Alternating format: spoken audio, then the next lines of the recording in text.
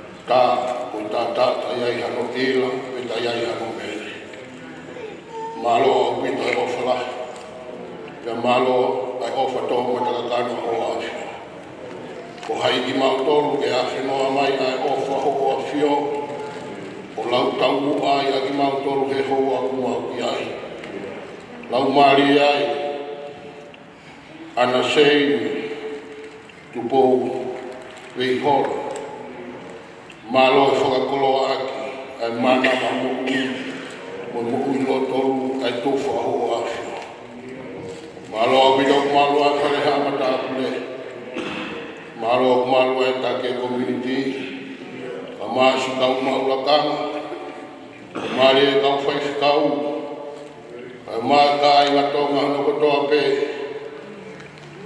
nuku, he malu e whare koe. Whakahemata kia te koe, a whei tauraro lau maari, a whe mai ke tau ngā ue ka mua a whio. Tu ke maungoi, o ku tawhi sino i mai a nere i a hoa a whio. I he ngā ue o mau kamatani, ke mau taha i a te koe pe.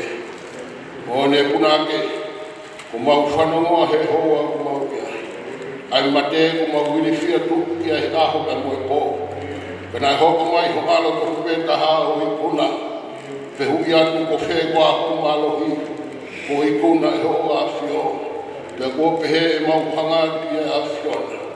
Mo ni talaloto na e whai he senturi ho. Ka ko ho mau e ki pe a whiona. Ho mau otua ko ho a whio. Whai tūtu uni ko he ngā o mau kamatani. Mau wangi mui atu ke mau viro ko toa pe.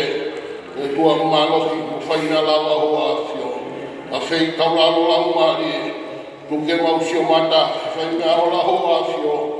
Ma matai e ngā ora a whiona. Kai pe e mau mui mui atu ke mau ikuna pe he ikuna ho a whio. A whei tauraro. Whei hofofonga tari a hu ka moe lotu ko mau whai. Mau kore ko toa ngā hime ane a kaispe ko kālo. Ka ko mau whakamu.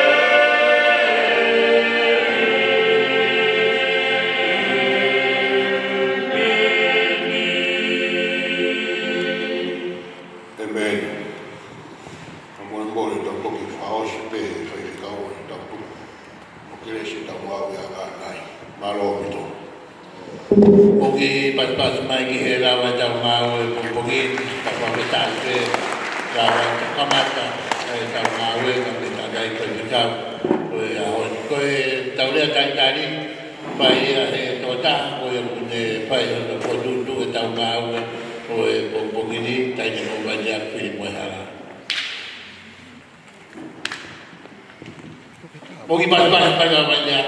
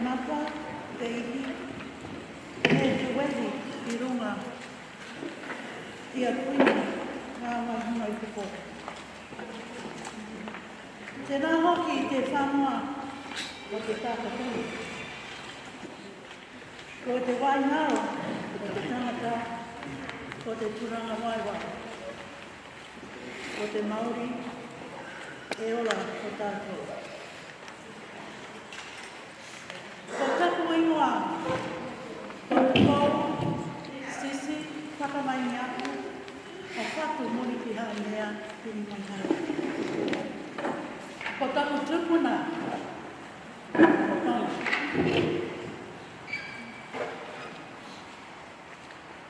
Ko taku awa. Ko Pacific Ocean. Ko taku mama. Ko mama hoi. Ko taku waka. Ki New Zealand. We first acknowledge the Almighty, the foundation of your things.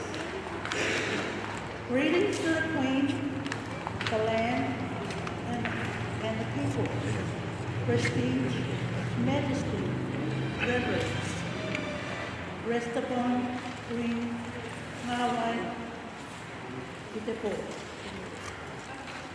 Greetings also to the land lying here, the resting place of our ancestors, our foundations of belonging, and the life force that sustain us all. Tapo ke awhio e tonu tahai o tua i rota tataunga. O tua, koe tamai. O tua, koe aro. O tua, koe laumani e maunioni. Koe tokotonu, ka koe tahape. Whakatapu atu heni ke tahini whakalanga koe ha. Tahine ko ana sehini tu pau pe kura. Whaedra, tuita, taione. Pea pau kore, ke hūwhanga atu i ngahi tala maru e whanua muro tu. Tala mo ka pui, e ngahi haa o ton ke whakatapua, i he mala heni. Kai tuku, ke ulawhalalo atu pere, i he pangai o tahine.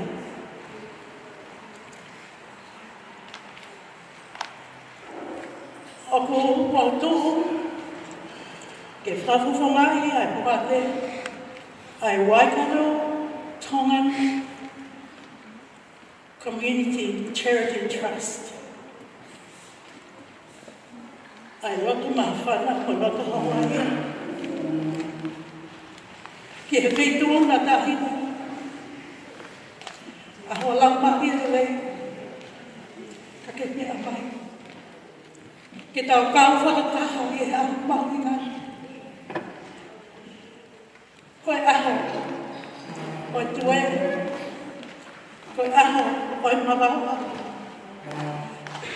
Ke ahu mau, whiawhia noa i mau tōku rāwha. I ho lau mahi lei, ka ke mea mai. Ko ngari kātoa e aho, he kua pangai, ai fuifui rupe o palasi.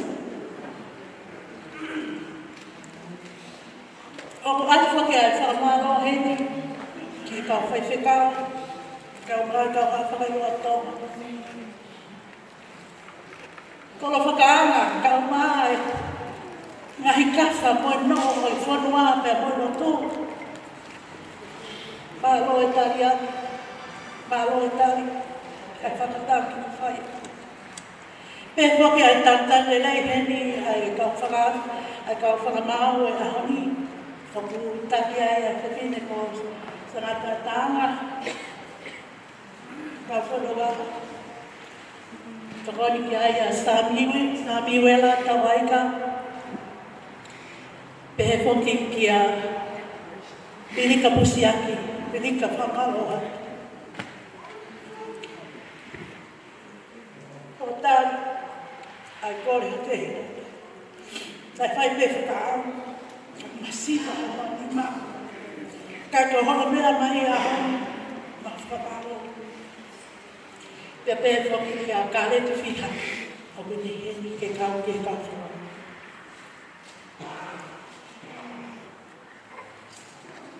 Ko ka meima whoki o tau ni. Ko e tau hiwa. Ko se uni mahuringa ia. ki he mo i ai tonga. Our music is vital. It's a vital strand for the Tongan culture. Ako, at whakiheni ha acknowledgement ki he New Zealand Lottery Board. Ko tautor, te whakapai ai, whakapaaka, ke lava, ke whakahoko ai porokalama me honi, ka pehefo ke ngai project pe a community i he takoni ai New Zealand Lottery Grant, pe a gana tai ki he kaute Pasifika. Nau tolu, ngai nau takoni lahi o ki ta whakapaaka. Angai ko hana tuku mai whaleni, ta e tōtonu ke tau ngā reaki. Ato e whakamaro lahi ki a moni ame, e ke e poki, maro e poukou, maro tu ta whaake. O ki iai whoki pia koe ki kurupu haa moa, na nā whetuta ki mai, nā whekau mai ke porokara mā, ko whekau pe mo tau tōru hono kātoa, e mahu inga o e lea whakatonga. I he tāku e ni.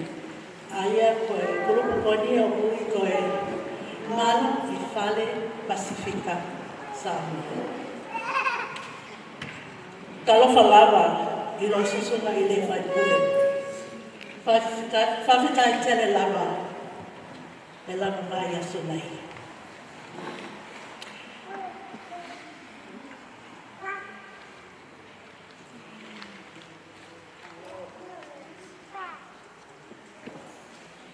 So to all our non-Tongan speakers here today, my name is Vai Fili Mohala, even though I've got such a long name, but I prefer to be called Vai, as most people know me as Vai. I'd like to say welcome, welcome, welcome to Te Kaute Pasifika Whale, and welcome to the celebrations of the importance of the Tongan language here in New Zealand. I would like also to acknowledge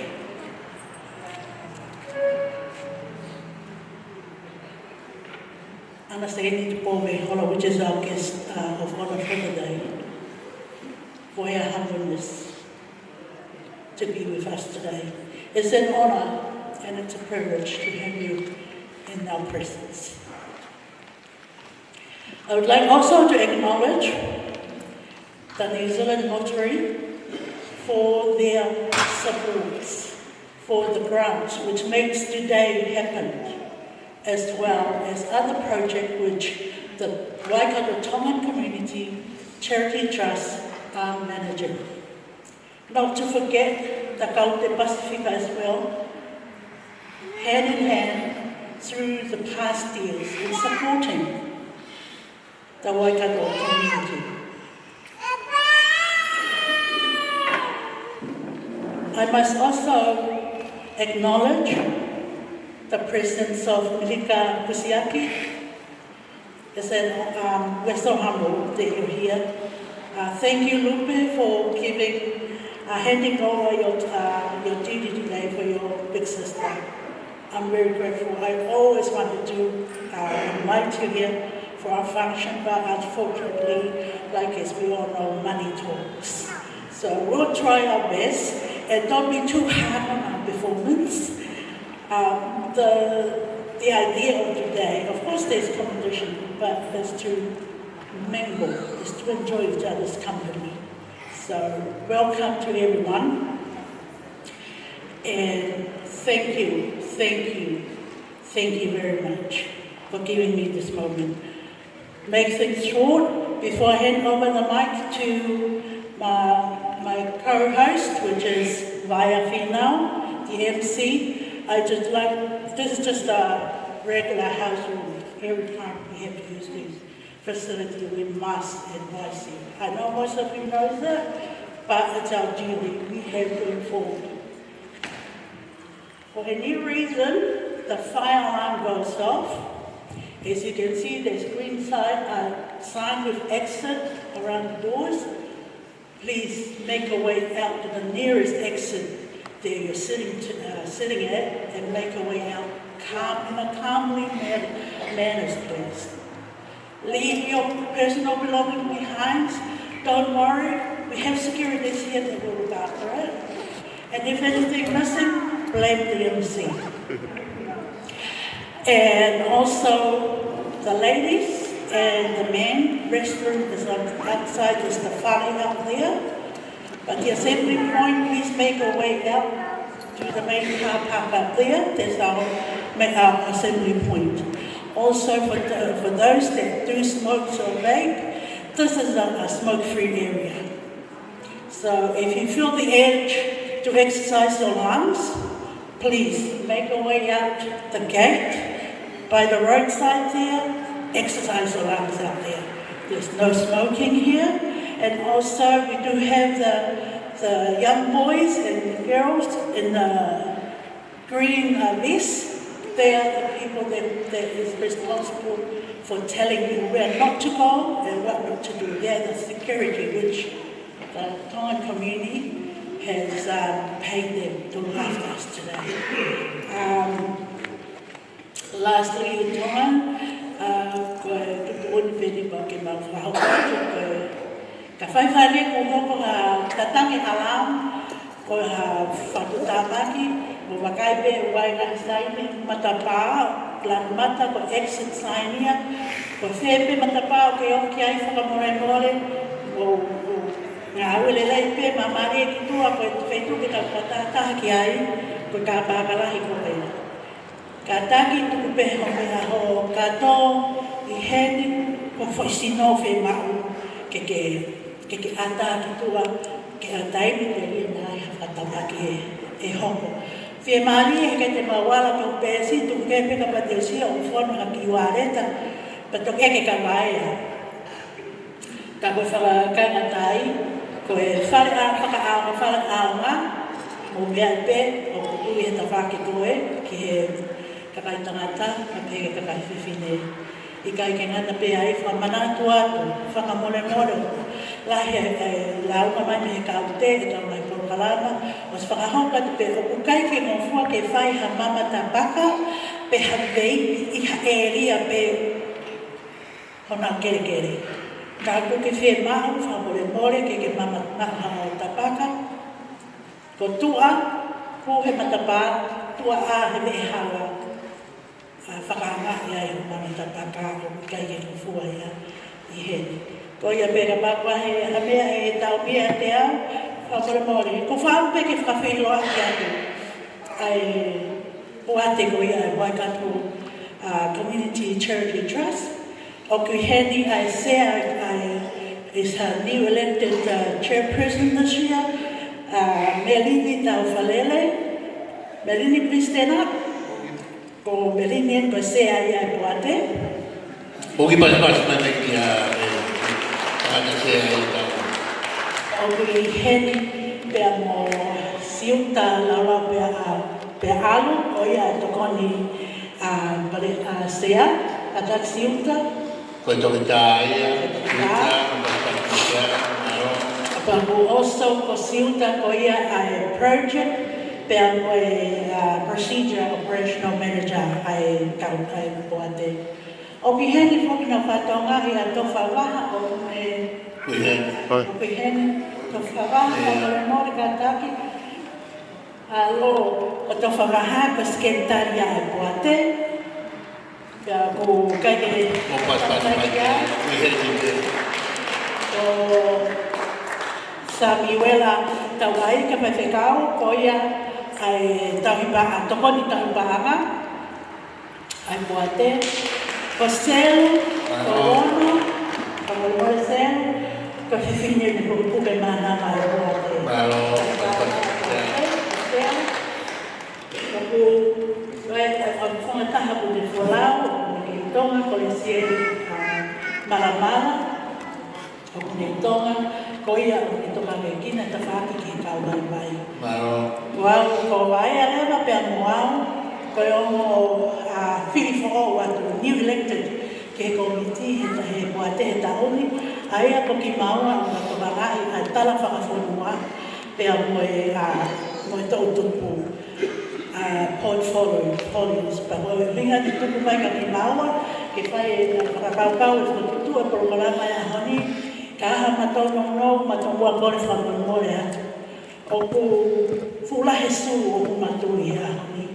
E ngana e kakaina na i mua ki mautoro pa mua whenga ke hao ma wae Jesu le whakahoko e kakaina i mua ki mau. Ma moa o wae ani o ke lai whinau ko maua koe mo new elected members.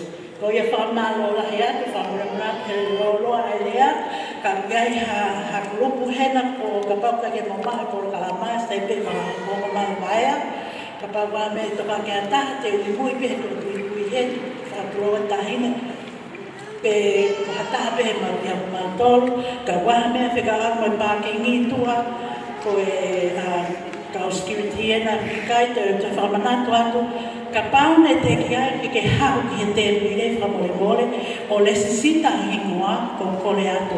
O mahu inga ke lesisita he o atu e te kite ke maua ki ho mea tokoni a anai. Ko e whamore ka pane ke tō mui mai. Make sure if you came late that you register your name here at the door so that you can get a ticket to get yourself something to eat later on.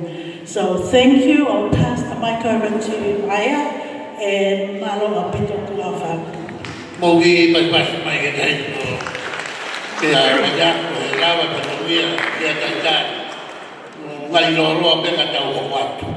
Mo me mai ki he tau no ko ni kuā ko ki nau tolu e ka wha ma o te teu ke whai no wha sio ke tau ki ngā ue he aho ni. Sangata ana ka whanonga sa miwera tau aika lupe vai mana kailea kare fiha na tolu na e fai ko po ke fai tau ngawe ko hiko ya hon pa bueno se tong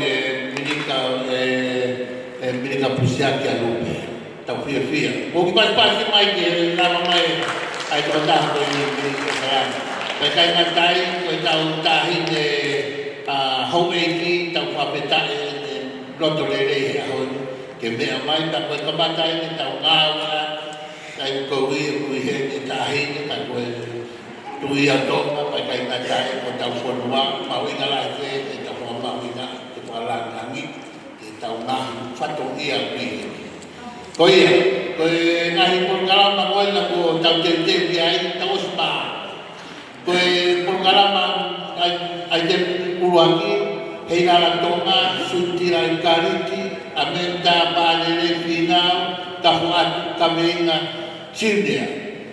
Ula polkalama, e mo pas mai he tahu i polkalama ula ki. Tai, ko e tau, tai ko e tau whai whanonga e tau whaiwa, pa mo tau lea, pete whenau ta ke humai roto mua he. Ko e hau hokua, tanga ki o runga o ti whoki mai eni, te ko hau te ta whaki koe, ko mai ki o runga o ti puno whoki ki tu. O kai te whema te kata atai who mai eni, ma tu kai polisi tu. Ko ia, whaamu pe te tau ngāwe aku pe ko hi koe mahuinga koe tu tau te, ma koe pea he te tahine, tau pau pe te tau whalanga ki pe kai kotoa pe.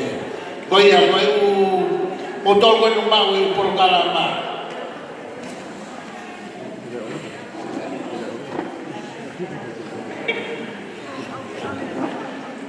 Ko ia, o tolu e mau e porokalama. Ka koe te ui atu pe, koe ai tepi he, o furu di manoa, tau turi atu pe e tau taimi. Tau osilo e tau tore, tau mea koe ni tau whai, tau turi pe e tau taimi.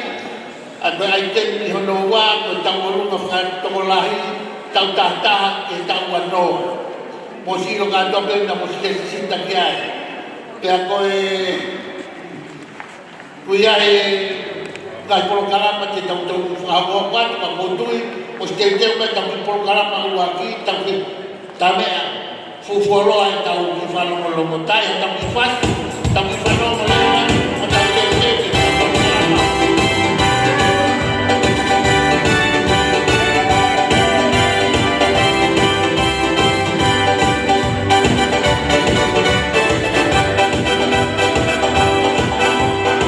Malu fia que o la sempre de moi fa, se ele mas que falar lá e ela fala, vai ele mas que dá o nome e não dá nada, não dá para que dá o assim não dá. Se malu fia que o la sempre de moi fa, se ele mas que falar lá e ela fala, vai ele mas que dá o nome e não dá nada, não dá para que dá o assim não dá.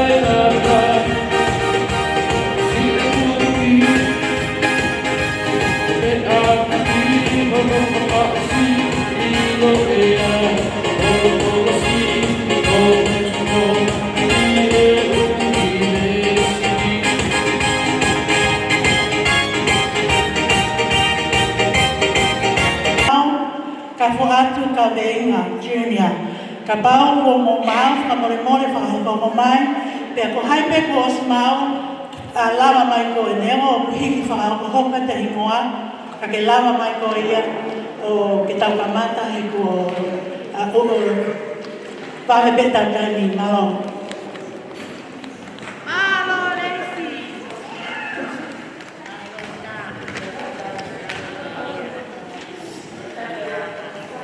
Atu ngai tau ko tau ka whakato ngape tau hakatolo ang fulukan kamata tataha patau kamai ke kamata tataha tau kamata tahawa tama banyago teu mai le wa kau tau lunga he tai ni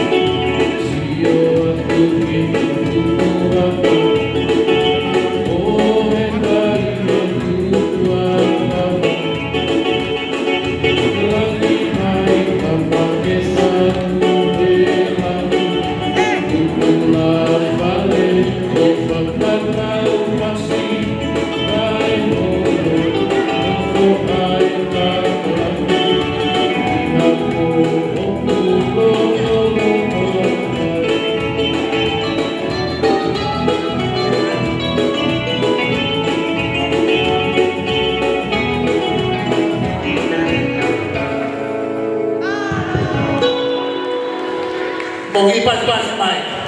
Kamada daw pandungia katong ahon. Kunaw ay kamay ken yung na titilin na pa yung kamata itaw nga o hota.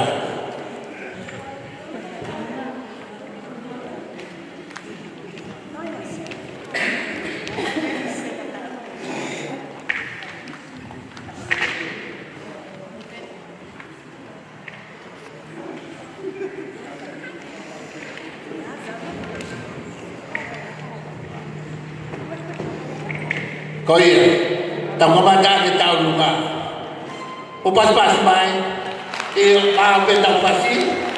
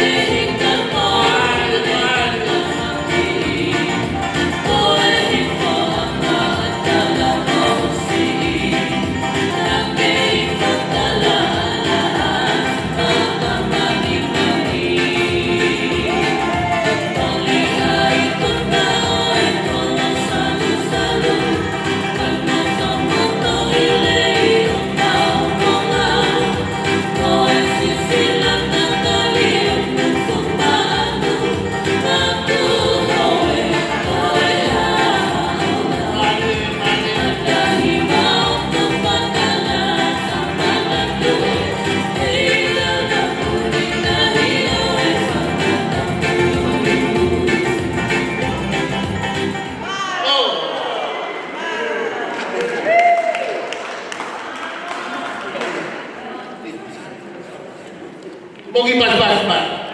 Kaya kapuato kami ng Chilnia. Iyo.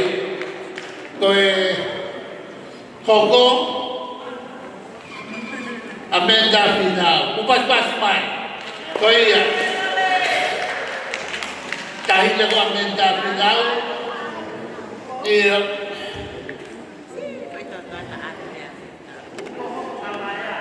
Kaya ako pa nagdaw Mali. Yep.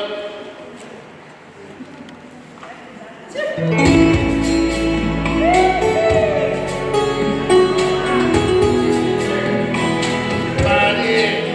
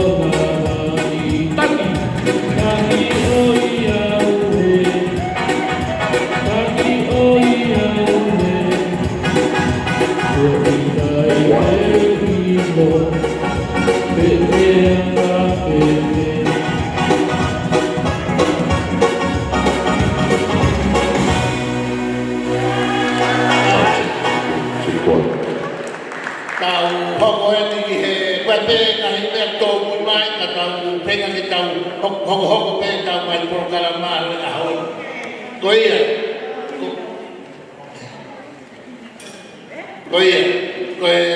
te kai ki hoko mai na ku ni aja ki fai ka mani tua ki atu tau kau te uinga eu tau te kai pare ko ni maro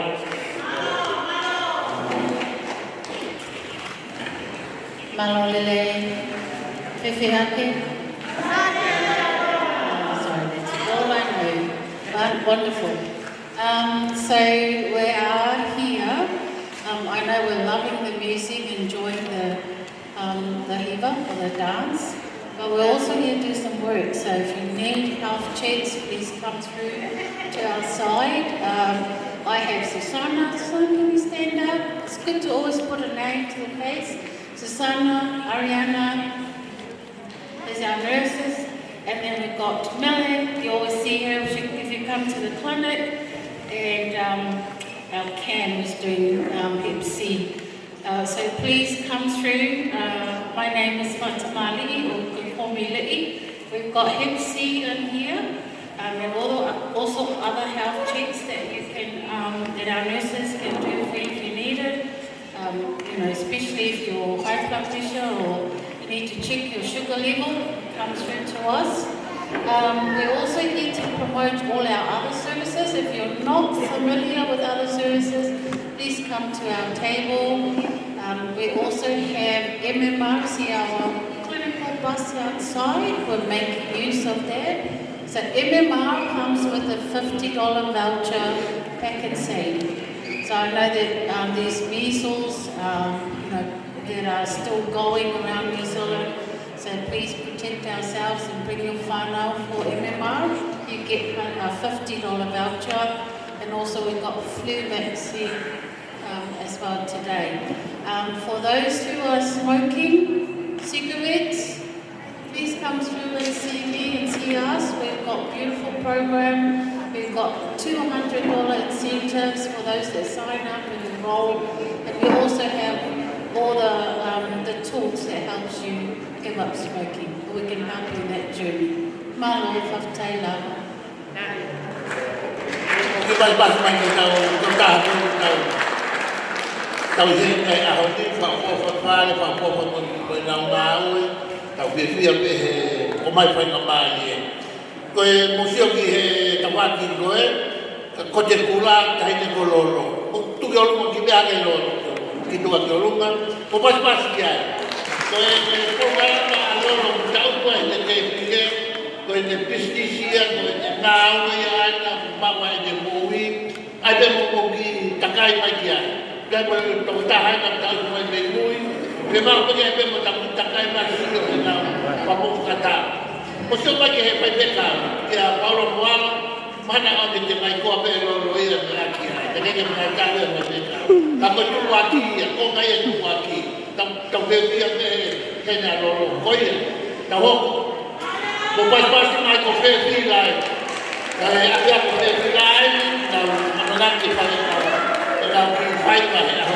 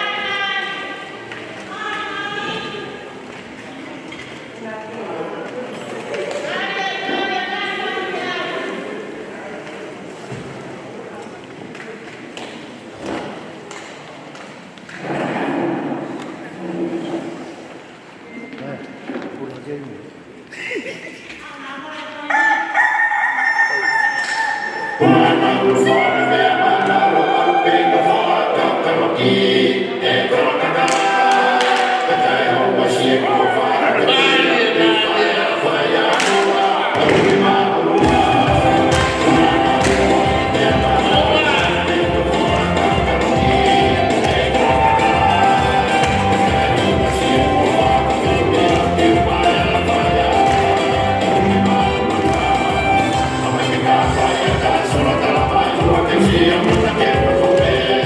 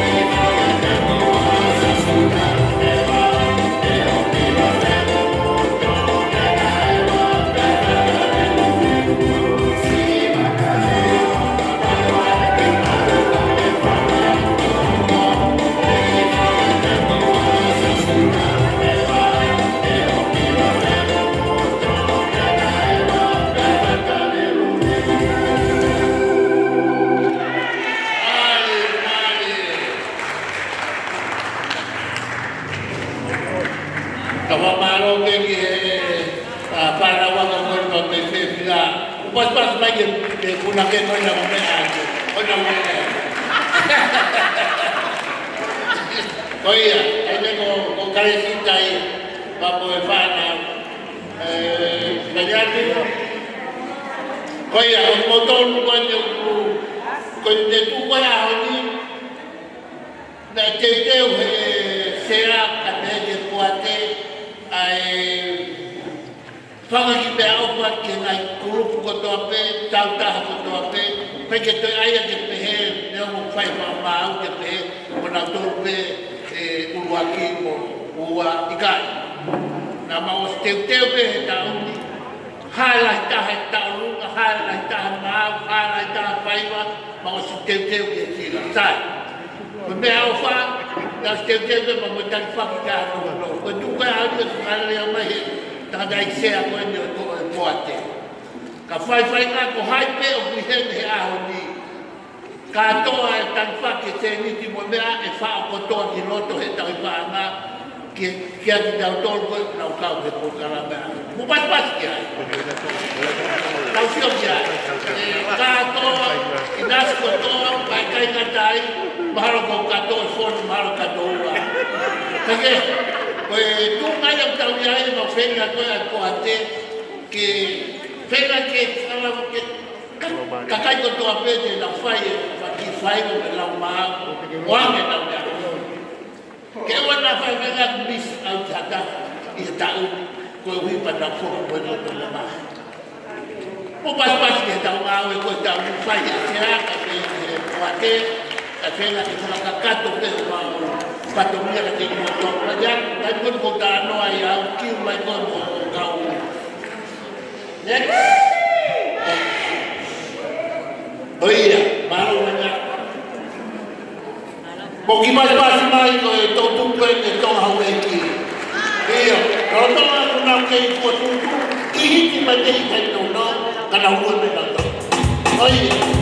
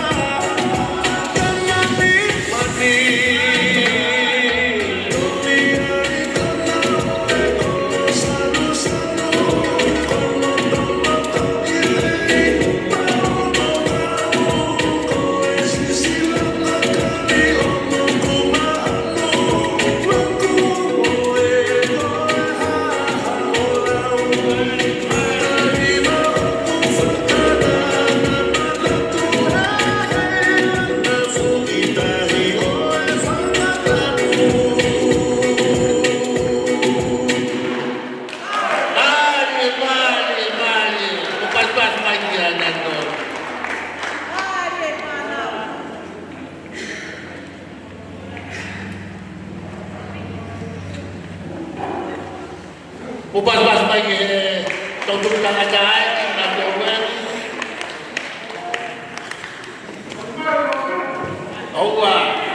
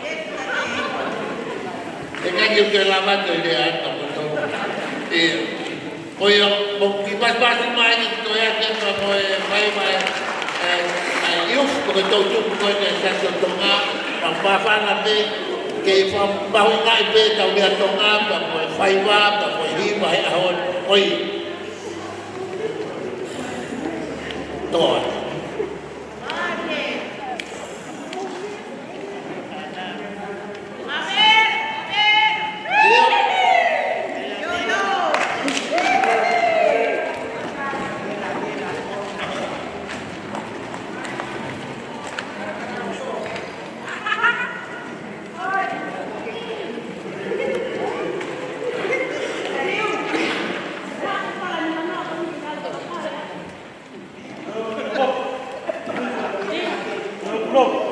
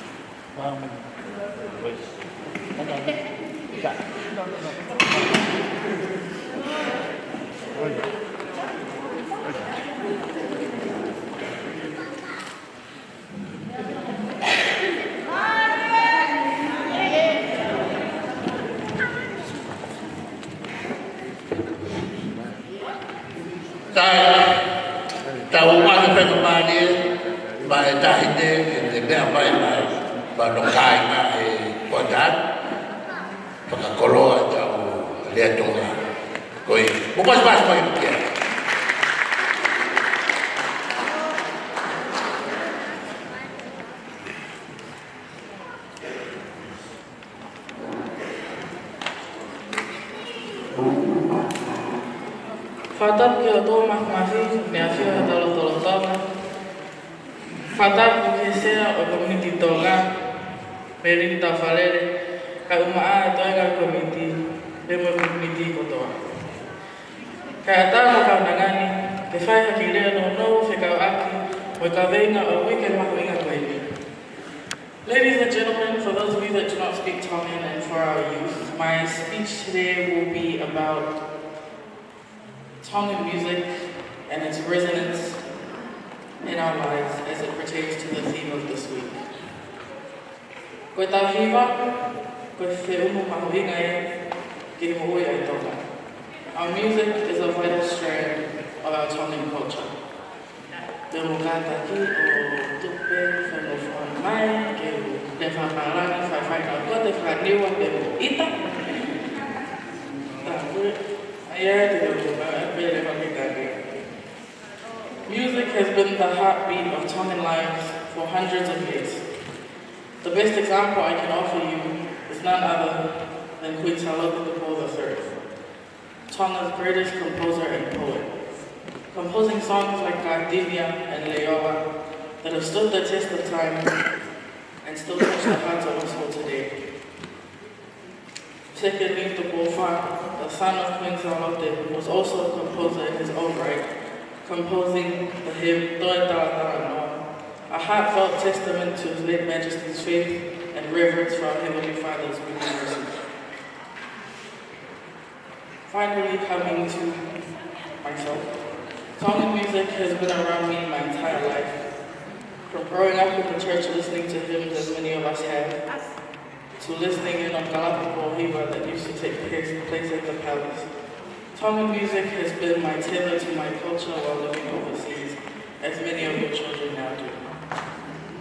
From dancing from the age of 4 and singing from the age of 6, this is one of the ways I try to not only remember my culture as a young person, but to honor it. We all talk about the Tonga we remember, the Tonga our grandparents and our parents loved so dearly. And sometimes the memories are bitter, because we think maybe Tonga just isn't the same anymore. And in some ways that is true. And times can change. But Tonga is still Tonga in all the ways that matter. Our spirit is the same, our values are the same, right down to our fiber is the same. The Tonga you and I know and love does not stop at Fuamotu Airport. It carries on in each of us through our faith, our vow with each other, and yes indeed, through our music. I encourage your children to express themselves through Tongan music.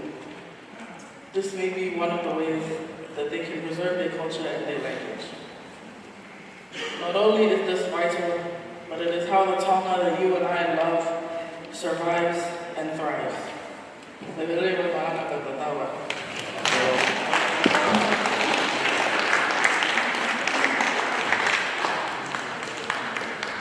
Untuk pas pai, ai mahui na e pula koro aku pai pada ke tahi ke ahon, tau koro i ahon. Koe tau fifi aku te tau ki koi program nagaha, koe i agenda e kau hamoa, ta kahiri aku tu te tau ki lunch, ai tau ki lunch o wahino koe ikut mea ni tahi. Gas ka pa tau koro ma tu ai pe. Koe ki whamaro he ki kia mawo.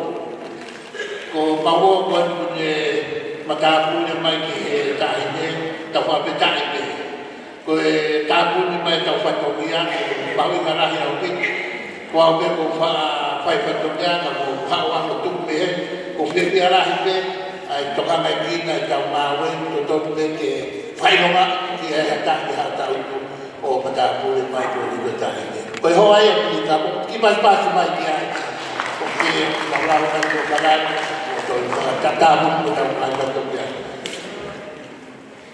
Bagi pas-pas baik di grup kau kita full baik ini.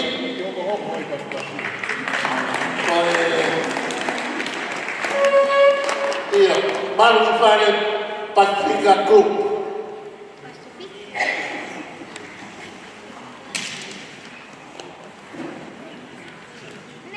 Kau yang tahu dia kau lagi tahu ngawal dia bobo lagi tahu bandung dia.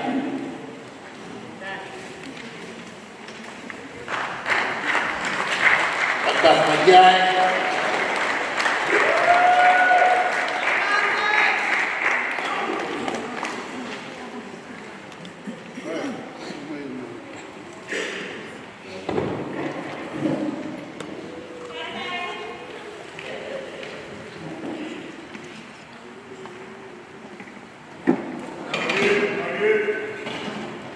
Tau ke tātai mai ke maue i waka e kurupu.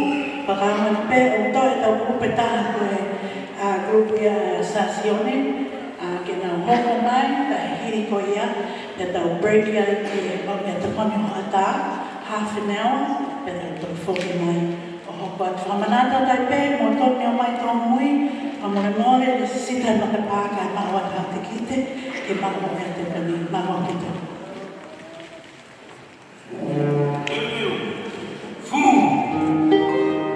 que tú lo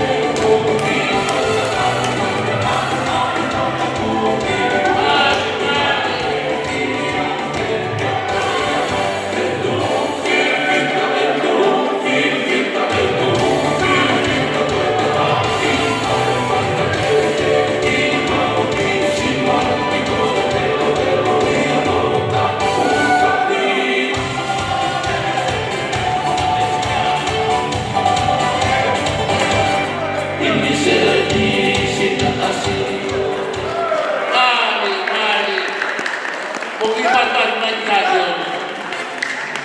Koi. Paro. Oda pas. Koi ya, koi kai ni. Ada orang koi di baik, kau di baik, kau di las. Oda koi ya, kau apa? Kau foki mai. Pagkakakat kau patong ni ay paro. Tayo na tapat.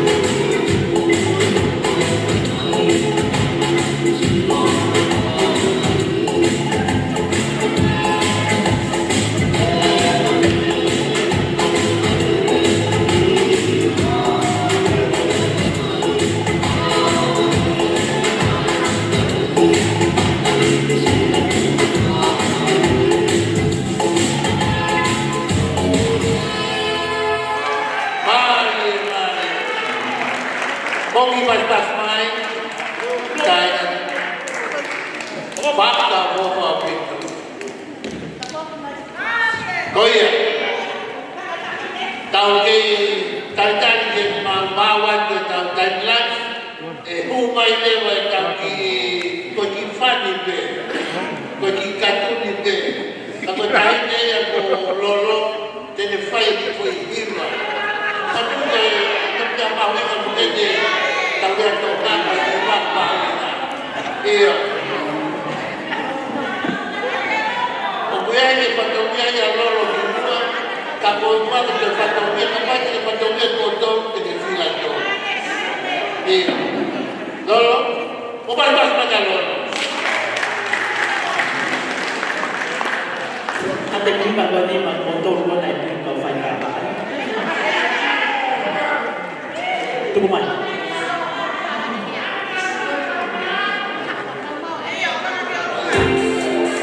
Saya motor.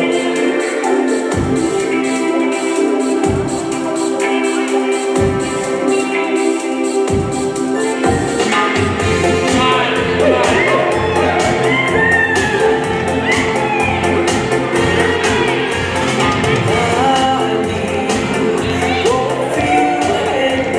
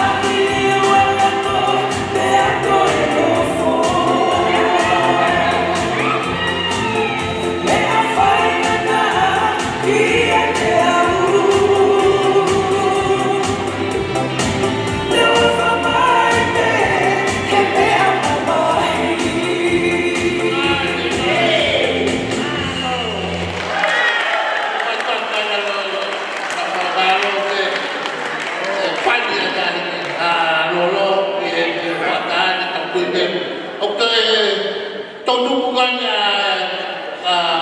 sasio tonga na kore mai ke lahi te na te tewa na toki aho ke mavea na te tau kakato mamawan magasi ko uhi maulama mai parau tonu bu moa iyo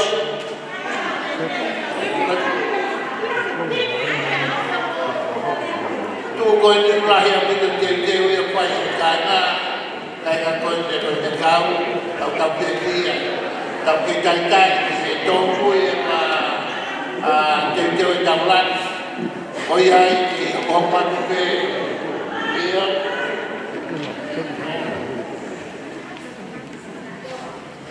o pas mai ko ai ke ko sila que si o que hay sea para poder todo el calidad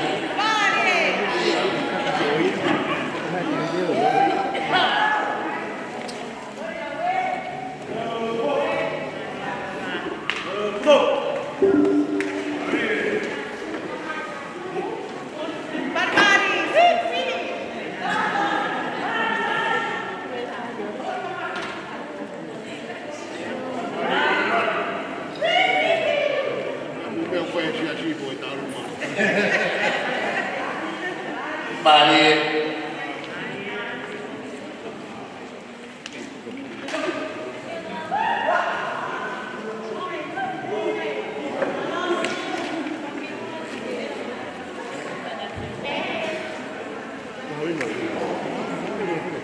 kita juga kata o materi yang awal tadi kamu buat berlihat lagi kemauan iya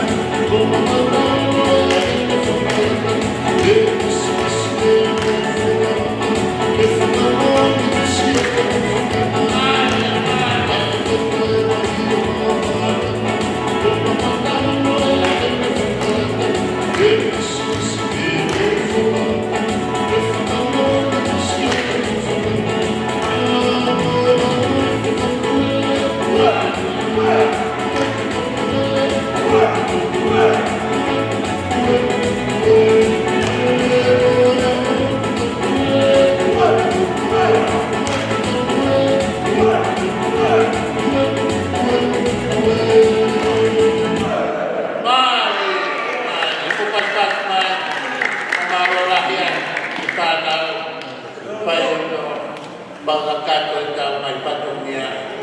Koia, ko whanga, e tō ki humai koe tālu ka tō taha, hau hau ke ki e hau tō tua. O pas ko stili e kakahake ki he maa e, roto lahi te stili ke whai te kami i te aho. Ko hi koe tāhi e pa koe tau rea tō taha. O pas mai ka stili. O ua,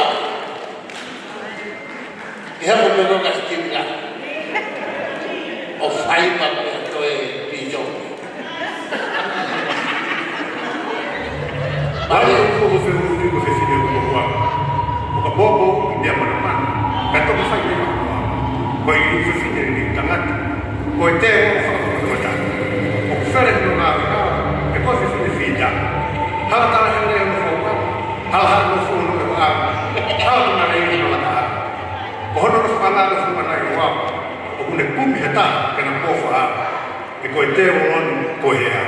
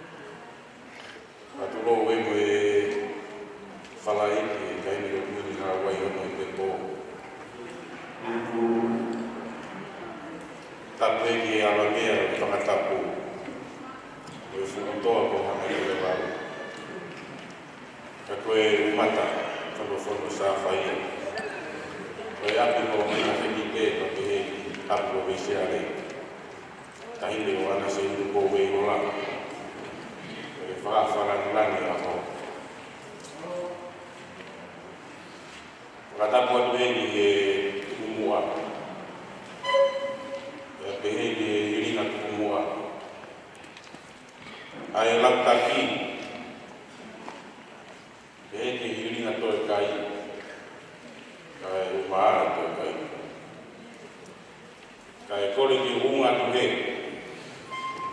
Ke whakakakato e.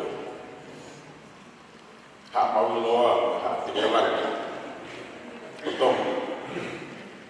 Kau mau whawhatu he te osia. O e whukala tonga. O ku kei linia. Kai ata. Ke u whasia tu e ako koula. E iha mo. Ko hai au. Ke u whola ki mana mana au. Ko hai au ke u whamau koko. Ke u kei nuku ke au soso. Hai tala o mo yofo. Ko hai au ke u aua. E u kei tā huli. I lalo mo. Atulou atu, mau. E turu ke onu whenga maari e kutima e. Motu a peki, na mi motu. E whakawhonga atu. Ai whakongira a koe. Koe tamakeki ena e tonu ke whai au e a koe. Ka ku whakakoroa au mea e ko mitala ka whanua. Ai a koe ka vei. Ko atu ko whaapa maki e te heri wani se i. Ai pehe ki a Rika Musia. E ka vei nga nako koe. Ko ku la vei e tau i ma whakawhanua. Se unuia. Tau me whanau. O tui me kulale i me whanau a hoi. Mirika. O punake lau taha ia i tonga. Ka veri kusiaki. Ia ko ono ke lamutu o Malupaka. Te kita kawa fiafi. Ko e kalpunake i loa ia tonga. Pea i e taimi na e alohi e le waaha na tau. Na e hoko le vai alo punake tuki mua ia. O e whanua. Pea o a vei te kai. Te taha e ngahi mahi moa e kuini. Sabe, oku te tala noa mai ka te kitara tonu. Ai ngahi tala, ngahi deliu, ngahi koro, o wheitu o hao mea i o eiki, o pehei o whae. Oku te hana whakapatala mai, ai ngahi tala noa koe. Ka whatulou mehe mauoga e oku toa ku loto. Kai ke ngofua na motuana. Ka oku maholu ki a te ari e te minu. E mai moa te ne kuini e upe o tau whaa.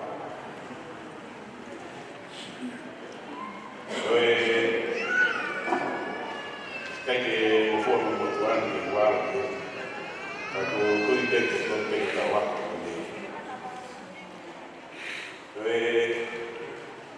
Ka taki pe, e taiki me tōna e alohi e tamako tawhahau kōkua. Nā e tengi tangi tamasi i lo mi hawhai. Nā e omi e tamasi i e omi e whai no puki hono ke whai tō. Nā e omi e apu āhau, e apu kaukai. Ki he moto omu o ki loi. O whai ai no whai tō. Pea i he osa no whai tō. Nā e whakahua whare lai ta masi. O tau whai. Tō ina ki o tōa kautai ki o tau whataka. White Sox. Ya nai to ai le ka ko wa fa ba au abi o ka tai o tau fa au pe ai ka mas he petia tau fa au ta ba hala ta fa au ta ba ni to nai fa wa fa pe ta ma to sias ta fa au ai o lo ko wa o ni ma wa fa e lai tu na a lo ia e ta ma ko ta fa au ko wa ala ma fa ya ne fa wa fa le lai o ta fa au ko la e a fa me tai fa walu le alo ia ai la no ima ke nai fa wa fa le vai ia mo ta hina ta fa al ko fa ya te he ya fa fe te priha o ma le vai ko no nima ai himo ai wa rồi tao phá hao ăn mà tao thì tay nó phá vào hai ngày thì quý vấn đề phua UB thì alo tanata rồi ta mà có phá UB nó tao phá hao oku famatala upe no nini mahi uwa mafari italakai pau tuk mahina nonga mua foktau fakatau malai malapuna keke bala hiki e fau surunga oku huafa penge tipere hake surunga ke bala hiki e fau ka hifo toa i whakaauna i e riko whakotu. Ke tapakaku i hostia o ai no piti siare kafa.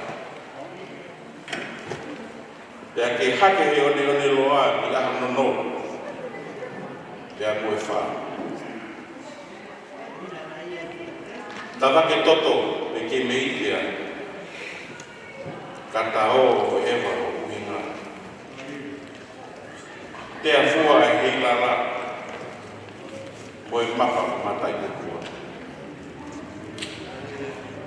ke whanau o whakanana ma te mele koro kakara ki o rewa mo whakalaa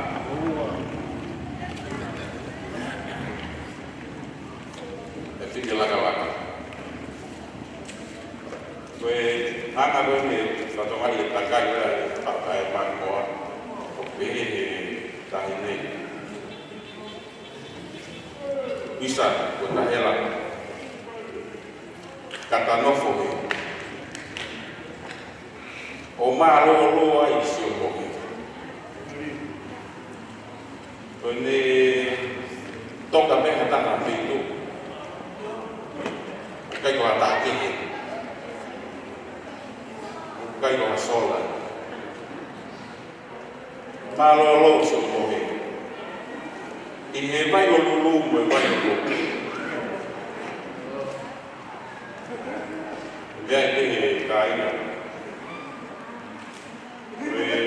vai o lulu que foi vai en tu o lo mai o baba vai o lulu que hakeranga ai o kapten o toki langa he u whangalope o vainga he kari o talano he tahi nei he tupuanga ho ku whareno ki he api mea akara o he tamago malo tau wha kai pehe ki a latai whareaka vainga he karipua. Mea tatoki hana riku e tuai ki utu lau. O wakai e mutua kupa. Oku tala noa e tahi nei ki he tupuanga o tama o koutoa. O e mutua tau wholua koutoa ki tama kupa. Oku koloa ia e mutuani e fia fini. Aina na se ko iho ari ko te paki ano te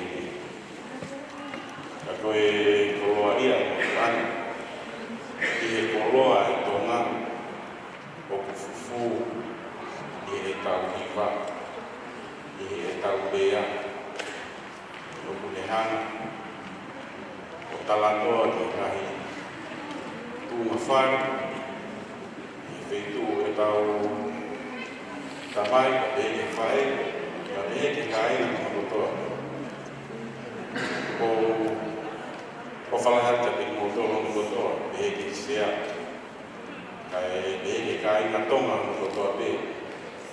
I Witorini, Kirikiri loa, i he Fiafu.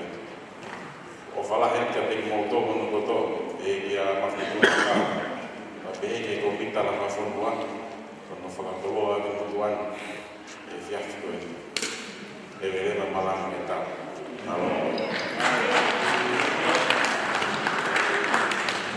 Oto ki mai pas mai kokuran, o e makpero mai e whai kuna kaito e tala whakakoloa, tau pēke lahi pē o me kokuran, ki whakafoko ma me tau whakonua a konga e mahuinga o e tau hiwa. Ko ia, koe tuko tai nini, tai te mua tau ki tai mai na tau ki pas, ki au ka te teo mai tau iu. Ko ia. Koe tai ka tastonga ai, mahasi kai te, ko ia.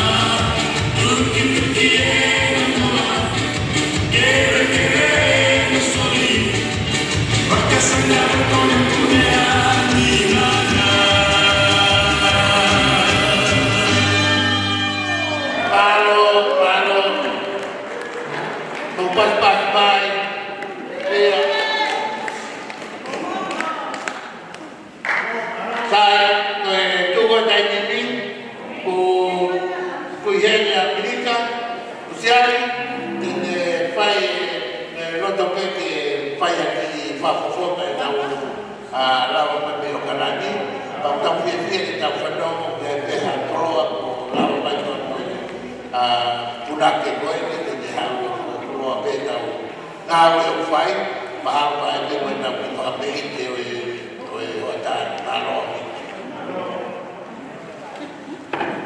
O mai mai ka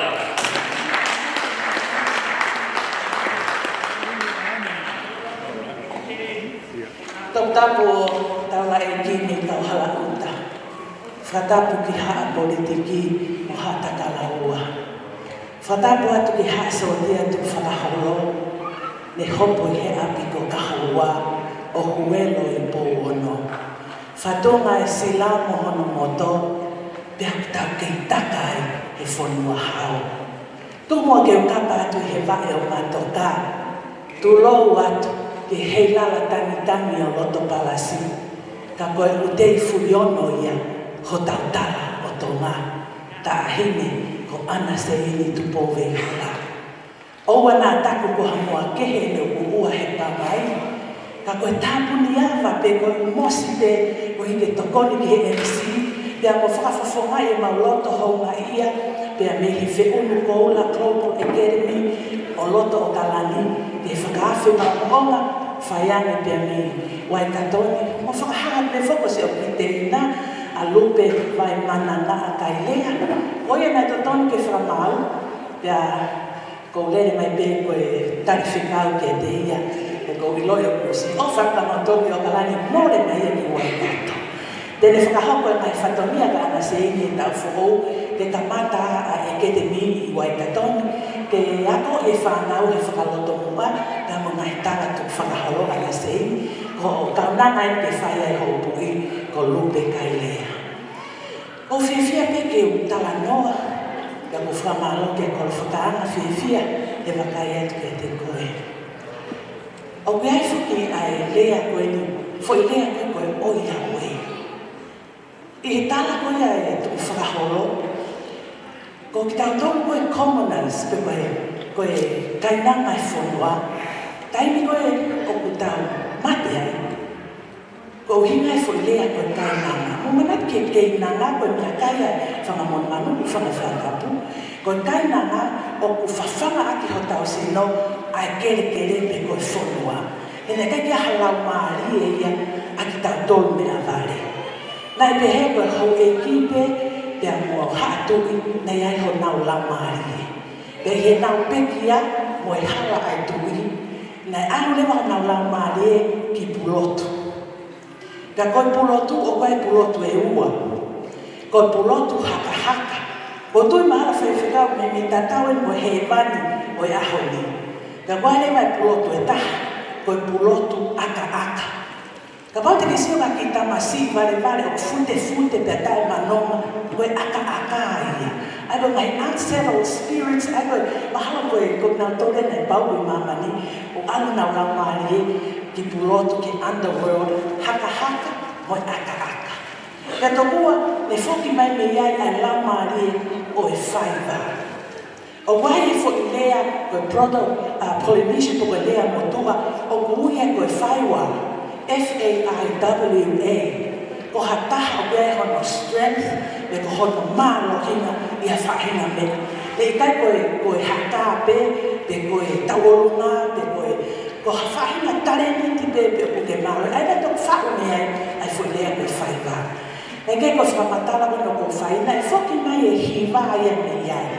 Ko hiva mo i hata, nai omia koe mea ofa pea mei pulotu ki mana. Aia o wai e tu ia, koe whaiva, me koe hiva, pea moe hata, it's not just for entertainment. Mo whanau he talanoa ai potoko mai frequency, o kulava kene hanga ia heal ai body. Ko taimi ko ku whatuai ai punake. O ku kau ia he therapy lelei ki a te ia, ke ave ene o mo i he words. Ke tohi, ke oa poro i roto pe tuku o tohi he whakatuku mahaki ia. Ko ia taimi ko whaiai e wharu, o ku kau ia he tokoni. Taimi ko te ngu ai koe, hafo i whasi ke whakawhasi ake te wharu, o ku kau mo ia he tokoni. Ka pau te mo wōsi o toke tā, o ku tala mai koe hame. O ku ne hanga ia o kāna hoto nea vea. Koe ai ko uhine ku tala noa, o te mo whakakau koe whaiva pe ke entertain. O ku laka ia ke tala ke ne hanga whakamoho. Ka te tatu hake o haka. Saia ne hau alu ki he chini. He ko te ngau e, ke tau lalo, pe ke whakatau pasi. Pea whakamawhana ia. Ko iai koe tala noa manu o atu. Ke whakalahi atu pe ke whakaloto lahi. Tatau te whita pe ke hoku te hina. Ko hi he ku kaulele ia. Ka pau ke nofoi api ku ke puputu. Tohi. Tu hi whakaloto, ka ke tohi hoko whakatau lahi. Tohi. Ka pau ke lava mūmu. Pea kai tuku pe iai ai hau ke pupuna au hataini. E hopo mai au punaki. Te tene ngāwe ake ho ngai whahu. Hono ua pe tala noa te tala noa te he tau poluma. Ki muini maina e interview au ana se ni e ABC Radio Pacific. Te ana aku hanga ia whakaikai. O ikai koe tau kai haasi e tau polunga mi haamoa. Koe tau aluma a haamoa, ka pau mo os mamata ke whaafo ofa. Ka aku nau glide, o ku nau sebe. Pea nau tau hipe ki he beat of the music. Koe tau o lunga whakatonga. Ne hake mai pe koe a nisanale ki tonga, pea nau band ai ula. Koe ula e, koe whahai ula o hako hina mui ai koe whahai, ai hau me whahai koe, pea hau me whahai koe, ai tau eikisi i. Kai toki hopo mai e princessi, pe koe tau nanga eki lai tahine maaluma hano eki i loto koe ula ia kana e band. Pea whakone mai loto mu ai tau lunga tako taha, whetoni ake ula. Tau lunga tako lahi, koe modernize mai ia koe whahai ula. Sai, mo mea haki ki o lunga ki waka kau koe, koe tau whatunga motu ae. Ai me puke ka hoki koe whare tonga. Ka oku toe ui pe ia koe tau oluma. Pea koe uhinga ia me ngāwe ake e he kautonga ke whaku e tau oluma whakatonga ke tau hiki ai molu malu o e whewhine tonga. Ka pau ke wakai atu, tau oluma haki tahine pau ke ai honololu. Koe molu malu ia e tahine tonga. Ka pau ke toi wakai atu ki ai, o whiawhia me he hao wakai atu ana se hini, o kutui e pure o toi waikata, ko o kalani, ku ki kumete, ku ki fo se hini ko ula. O kuiai e kuhina, o e pure o to. Once again, ko uplift e pe kono preserve ia, ai values e tau whangaki, ho e ki whawhine, until their wedding day. Pea ko skilo pe e he au a e kulea. Ko iai ko whakaloto pea, ko e tu la whare lewa, o i kai ke hawe tam si tu la whare ia to steal the show, hau ia ke toi fute mai ia ke ne toho aki e ia e tokana, me he tahini tau oruma.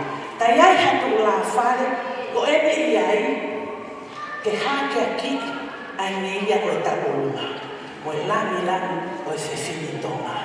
Ko iai ko whakamalo atu ko o si lawe e leo mo mea pe, ai tu pe mua ke wahe atu e tala whakakau hanga uta, e koe mea mai ana se ni, ka ko hoko e wā, ko kātou ia e ngai tata e ki, tui tonga, tui hata kalaua, mo e tui e rola tonga ni. Te whakaosi a mua haki whakame ite, pātaki, tai mai e hala kua papa, o hikui heni, ho tau e ki, pia ko kore pe mua, neo moe, si ipe hoto ki ilo whātai ka ko ho me me paki, ke unene atu peke ke hui, si ki koini ho ulu, tu whai ake hako whakalakau noa, whao whātu. Oki pas mai, pamalo lahi ke Amerika pai patungia, o e pahe lere, o tau maulawe manua e o tātua ni, tau whiawhia la.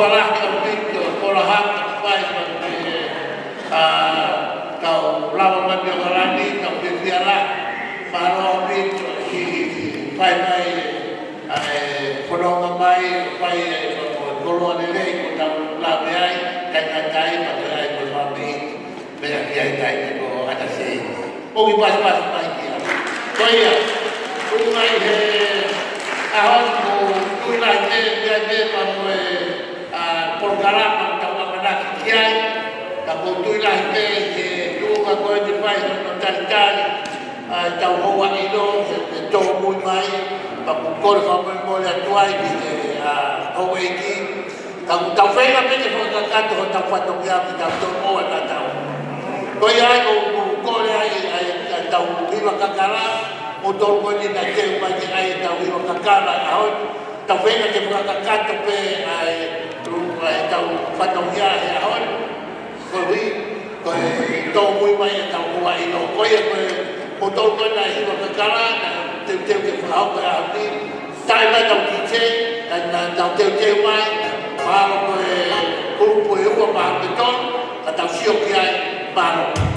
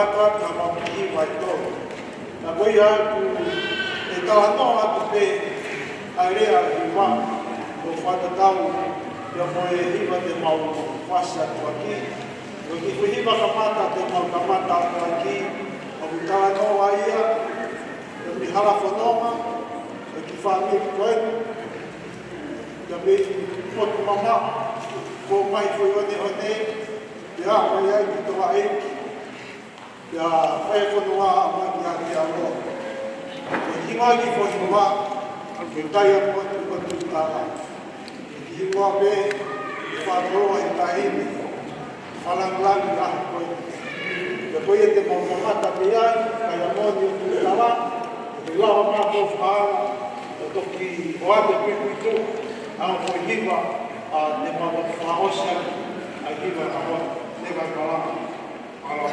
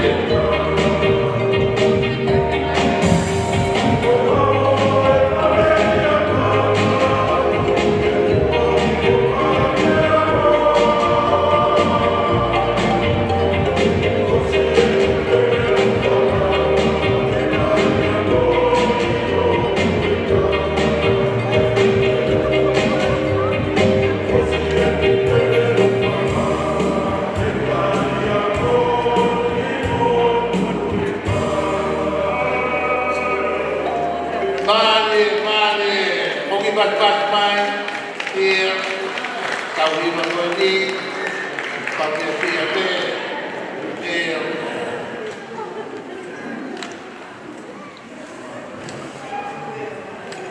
Kalau beli dia hanya sih, dia mau di bawah kau ini banyak kalkulator. Fabrik motor apa bikin mau paisi,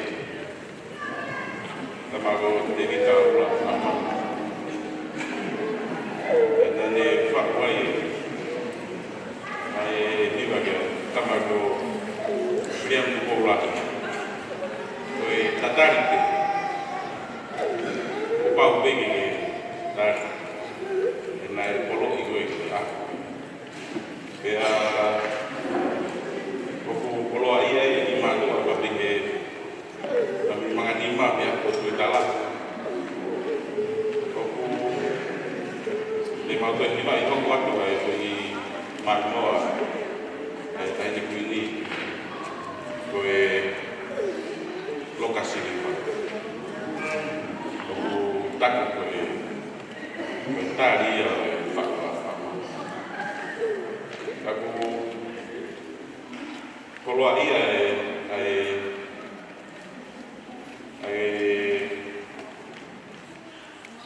kalau aku yang tinggi bawa, aku fakta ya. Fama. Oku pehe ono whakarea. Oku ilo i o whamoni. E langa gari le ato. Kei ngangata mai o manong taripe. Kata oku ifo ange nofo masipa. He nofo he pure anga seria. Boleh api hausia, kalau ada fifi, aku fifi ada matua, kami api kotu itala, itu pada ibarat malam.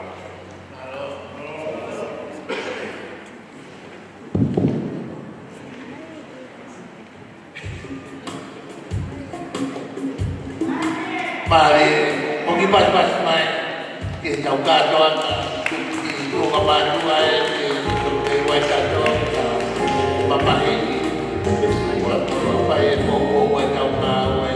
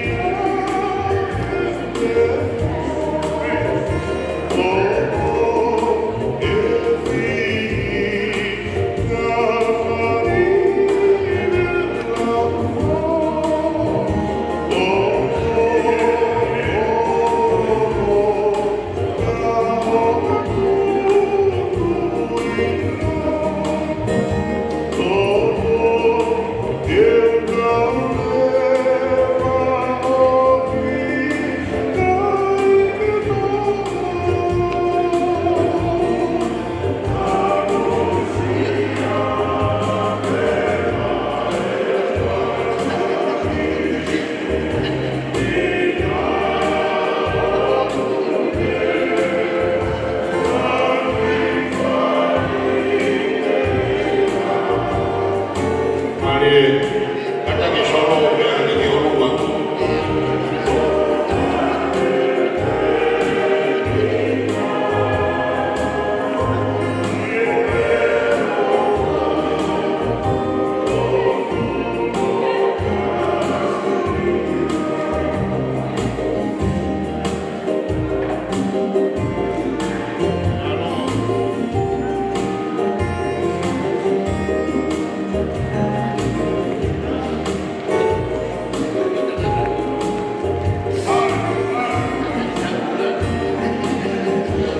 Mari, mari berkau.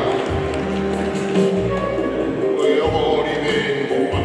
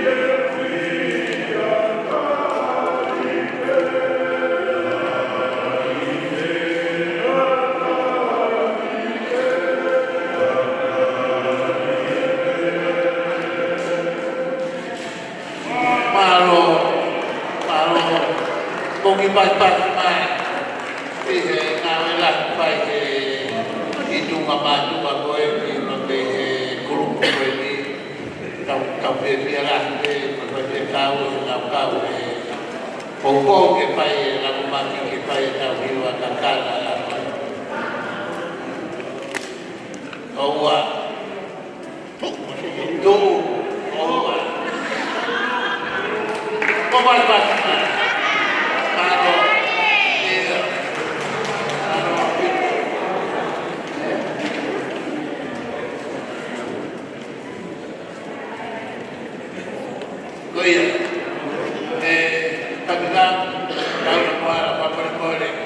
Paya dia ilon tu ke bawa ilon kami pada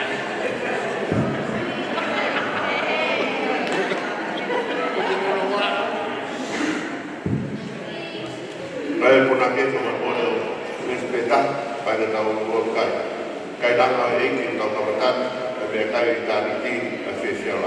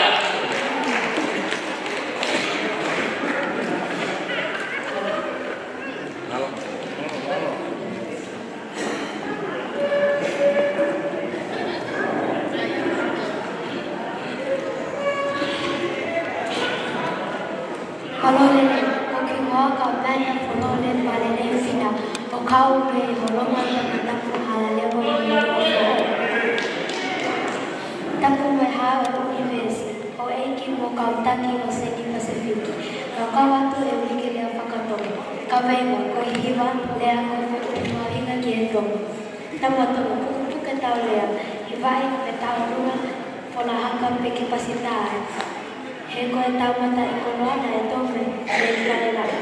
Tangi tau lea ke tu roa kai toronga ato o whai. Ko paspas mai.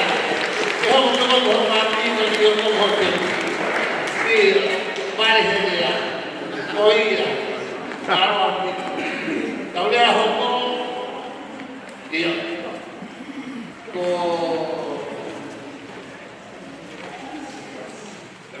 kapuan. Ia. Kabeta sini ha. O paspas mai ke tak. Ia.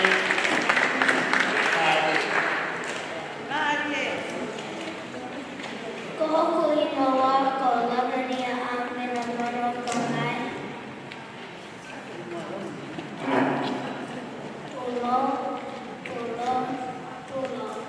Tulo moe a miu o ku whakalelelewa. Tulo moe ngahi tu unga ku whaa a katapua. Ka lawe ki ka wenga mohono auna a e tau hiwa. Ko e whe unu mahu inga ki he ui a tau ngā. Ko e tahaki nau nau. O kune whakasino a tau mai. Mo e whakakaukau. Io, o kune mawhai ke toho aki a mana tū. Seuke, ko e tahiwa, ko me a whai to'o o loto I he nao ai poto ko palatoa. Ka I he tala noa ai palofita whakamao ko Samuela. Ki he whakaleru a ki te vita, ki he mamahi o saola, a ki ene haape. Pea mo oni e lau ai same, pea I he niliu e he eiki e tau popula, na e toki mo ukata pe hota hutu. Pea ko hotau e le nona I hina tu upe. Halo. O paspas tak ya. Taro itu. Apa?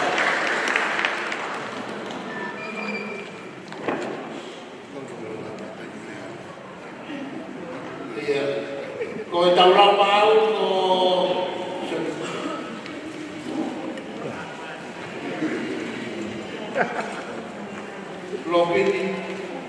Lopin lea, ona tai bie. Oia, te seu mai kamo sio ne puna tau tata ke wanoa.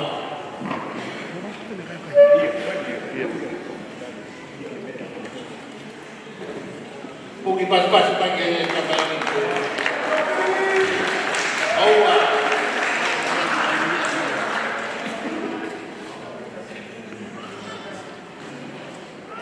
Ko ingoa, ko pinunga. Ko hape mawhana ko makapa. Tulo maite mo ono wala ko la. Isa ai mo nia o ku kilu ono te uma. Ufanga atu he maluma o e tafuka ka e ata mo ke talano I he kawenga. Ai hiva o le mahuinga ki a te kitawa tanga. Ko e hiva ko e whai unu mahuinga ki he moui a tonga. Mangalanga whakataha ko tau lea ngahi koloa mo e tau ngahi te unga. O ku whanute ai e tau ngahi lotu, ngahi himi, mo e tau ngahi whakawhetai ki hotau o tua. Ko ngahi ele me niti ia, o ku lalanga whakataha mo e tau hiva. O ku ne whakawhotunga e tau ngahi whaiva, I he laka kai la maulu mo tau o nga. O ku ne whakamatala a kalanoa ala tupua, mo e tuku whakahoa o tau ki whanua. Kai umaa whoki e tau ngahi o ngō, hangeba ngahi ta anga me ono aho. Koia, tau tuku o tonga. Tau tuku hake o lea. Tau aho te tau lau kau ata. Lau ai tau tapu, hima ai himi, ngahi himi whoku. Kai uhi ke tuku loa pe whakatolo ngā ata, ai lea whakatolo, o ku tau pole rai. Koe tonga o whalahi atu. Koki pas-pas na alua koito. Tau homo ki a tupi moala. O pas-pas mai, Ia makitatio, makitatio e na uapo.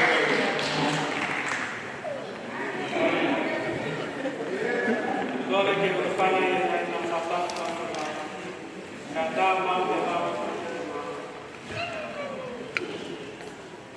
Kalau ini kami kata viva seven mami ngaya di mau ya. Tolong bertalaman semua kaya tu ya. Kami ngaya tu sekolah tangan tangan. Tema oya tongan ini tangan semua. Damai masalah que te desempara. Fakira hamia fetu talana akata talana. Kumina mohon kau ilo peya ya. Aloloto talana ai tau kai mata panana. Tendongan. Iba au ya leo talana lila no faila. Kefia mama ka amu samawa. Ikotoa ai ni ya Ang paghahaan ng tapuan ng silaw, ipagpatot ang yan ako. Kaawa na ang mga lahat ng paghahalong, kay matakawa ang yatapa. At dapat ito kaya susula, iba makabigyan kaya ang sunod. Maoy sa fortuna tali ang sunod. Katawa nga, kagata ay kaya kawin kaulan. Katalay na natuhan, katawa na tao, kaya pagmamatuan. Katawa kay manuhiya, Patua motor kita yang lewat Mengibatkan kalau itu di tahun untuk mengira Wihenda Soneguna, Sonokajieni, Soneguna,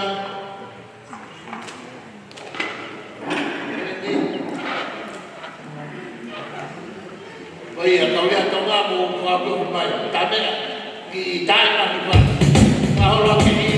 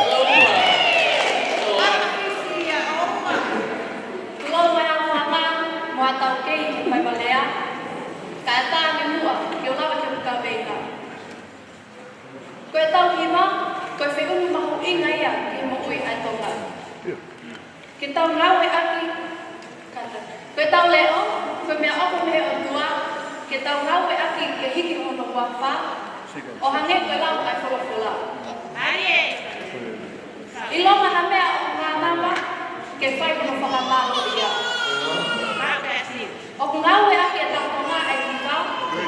Ke tala ha te ofa ki ha te ofa ana.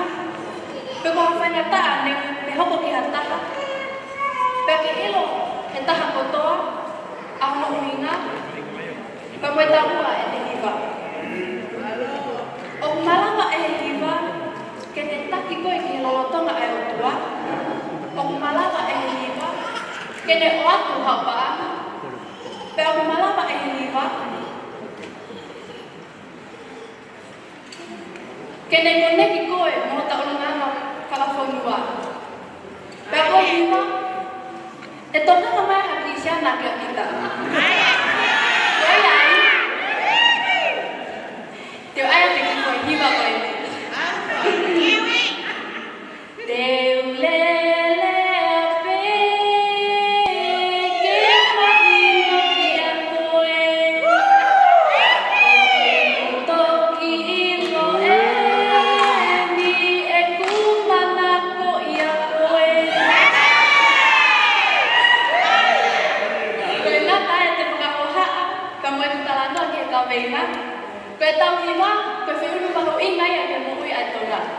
Manatu, ko hiva pe taha, o ku fai he api o luna. Kapa?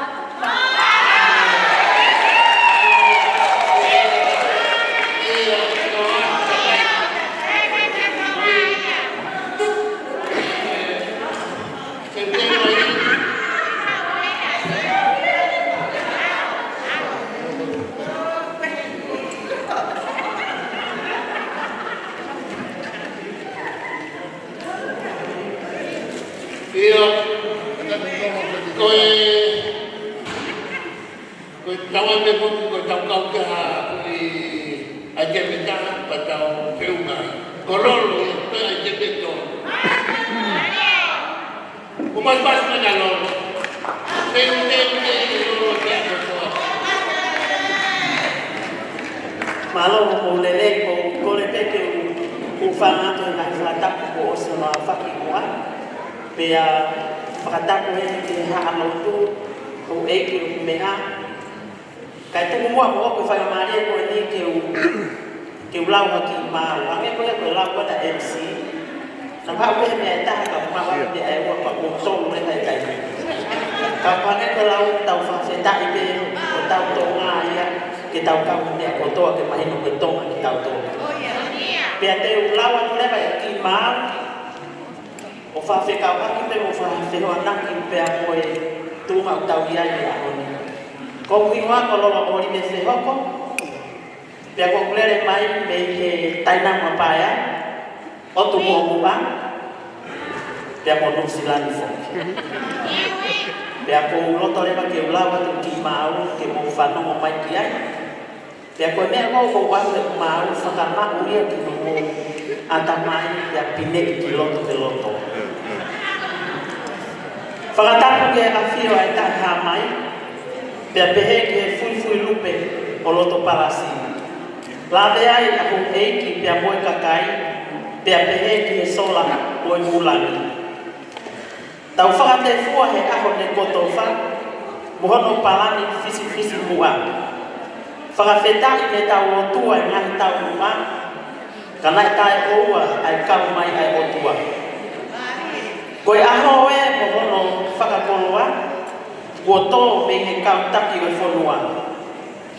Koe haha ki taua ko e ta whakawhotunga. Mana tui mahu pe o kutalai aho ta urunganga. Koe rea whakatonga o ku mahu inga. O kua ko koe lotu koe mata i koloa. Whakaapa loto tō tau i wā mamahi i mea o ku hai kotoa ia i he wha i kawei koula. Te ulawe ki he kawenga o rea whakatonga, ko e tau ki wā, ko e wheunu mahau inga ia ki he mo'ui ai tonga. Te utawanoa ki he mātua ko na pei mui. Te utawanoa ki he mātua, he kuo kehe ake e kuo ngā. Ka teka ki he ve tōu a, pea to o homo mama. Tā mate ko e whine mātua, ko ngā ue ai hiba kakawa. Ko Ko hoki tabi, ko whanau o whasi whakamamani. O kutalai o tau historia whakawhamiri, pia mahino ai o ngahi tala o mohiri. Whewhe ki taua o ngahi ahoni, hoko i hiva o whakalerei atamai. I kai te ulau au ki he hiva whakalotu, he koe koloa mahu inga ia a koe muau. A koe e tau whanau, o e hako tupu, he koe fungani maolunga ia o kutau. Ke nau hiva molotu, momo ui whaafei lau. Kai ngā tonga, koe whakahapakapa, ke langa haki e tau nofo. Fufu ia ki holoto, pia ngawe au ngā aki i hono whakahoko. Koe nau ia, koe kupesi, ke toki mono o, koe koloa mahu inga ia ki e tau nofo. Awe, koe ahoe, ne tala e punake, te ulama e toka ka koe tue, mamahi whodua koe pae. Tama koho kakala, koe pore anga. Tuhu ke mau ho tatala, ai tau paki tangata. Tala mai whoki he, o mea koe ni, minite nima. Kau teki awa minite tō. Ofa he sola o kitaka he whonua, e koe tupeni te uatu ki olunga. Pea mahino, koe whakaloto mua, he o tapu ai a rea puna. Koe whukahe na kei milimia, koe whakailonga ia koe tau ataina. Uri ho tabaka he kua hou whonua, pea whola osi kata tau ki uti. Kai ngā tonga, tuku amu ai sio ki he koha. Ka ke unu mai ke ta kā whataha. Popo i ho ta whonua, ke tolonga ho ta urunganga, mana tu e ngai te unu koula, ke oua na amore, ho tau ngahi tok tangata, mo one lau ai wholofola. Koe ha e ilo ai ki taua, koe ne kaua ko ngā, koe ta whiofo o whani, koe wowo ngataha. Te kai osi. Te ngata he, tahine, ana seini, tupo mei hola. Kau whongi a au ki hoku ki i tā puta, ka mahe hei hoku tala, woke meai si o kuanga. O kute iha ni pe, e whai e whatonia, o pao tolo aki o tau whonua masiva, tua ofa e kia.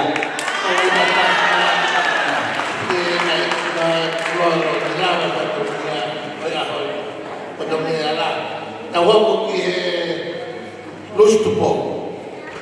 Kono taimi e. O pai mai. Kore ke ukawa he ka tapu ko peko o sono afaki. Ka tamu au ke kaua ke lau mau. Nau to kau ko ilo heni o kai lau mau. Ai tau ni manoa ki mutu ata. Na mone e lau o sayang e honoa he no honoa. O kuhingoa ko lustani atu ko lele mai me kolo bebe kolo kakala kutataka mutonga. Tulo. Tatapu mo ya fio ai otua ai na loto nga. Tapu atu ki whakaafi whakalangi tahine ko ana seini tupo wehora. Tapu atu ki kau whakamau kai pehe ki tonga hono kotoa. Kai akamu au ke ulame atu ki he kawe inga. Pea kai hare ai ma he heu. Ko hufanga he loto e lei na hao musisu. Ko e kawe inga, ko e tau hiwa, ko e whe unu mahu inga ia, ki he mo ui ai tonga. O ku talai hota mahu inga, pea talai hota mahu inga, hota uhinga. Kai ha hiwa, e i kai iai ha maa whana. I he tau nofo whakatonga, o ku kalasi kehe ai hiwa. Hiwa i he lotu, hiwa kakala. Pea ka teke loto mamahi, ko e hiwa, tene whakanoma, ku whakanaa ho loto hohaa. Pea ka pau teke fia, pea ke tuho o tau oluma, tue. Ko e hiwa, ko e whe unu mahoninga ai tonga. He o mui ai hono nota whakatonga, o tau ka makehe anga ia, i otu motu Pasifika. A ko ai e kohili mo e lolo tonga, kai mea te ku ai hako tupu ai whonua. Ko ia ai, tama tonga tuo ngaue, ko ta monu ke ngaue. Kai ngā tonga, mo duhake, ke taulaka, mo ui ake e hiwa, he koe hui tupa ia, o tau nofo whakatonga. Te ungata he tau whoki ki he kolo kakara, mo e api ko whakara a, na e whai ai ho namoa. Isa, na angalo e api ko a hau, ko e me whanau tama. Kau whoki o whakau atu, ki ho whikauna. Lewe e malanga, tu a ofa atu.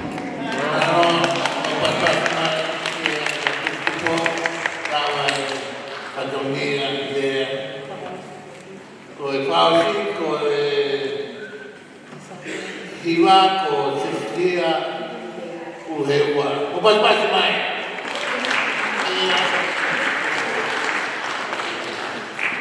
Ko to pe ke pai ke hi.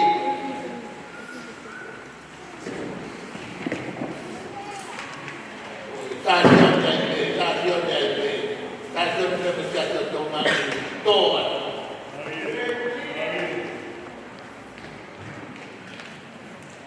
Ko kore ke mā whanga e ngai tau whakatapu te tau pehu o se mā whakeatu e mo ana. Kai ata mo maua ke mā whaiatu a ki hiwa.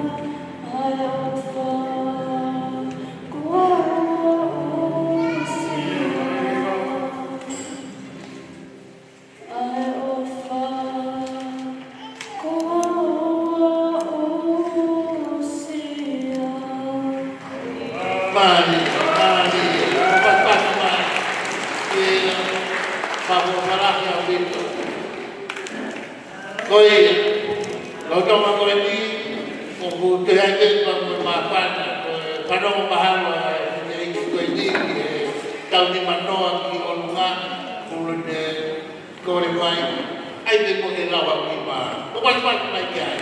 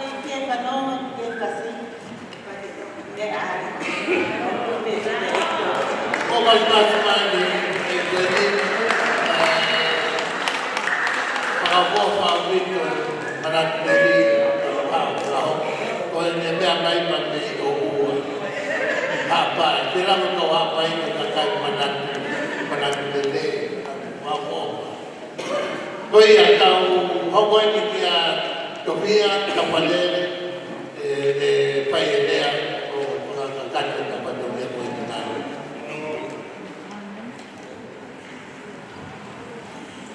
O gaure veke whamamaku pare tu atu i ahi tala whakatapu kakatu o osi au whake a pari muani. A kou whakatulo atu tahi me whakalangi aho ana si i holo i tahi me vehe mautau e ko kakalana lau. Ko hoku ingoa ko Paula Toftofi tau whalea lele mai te muka.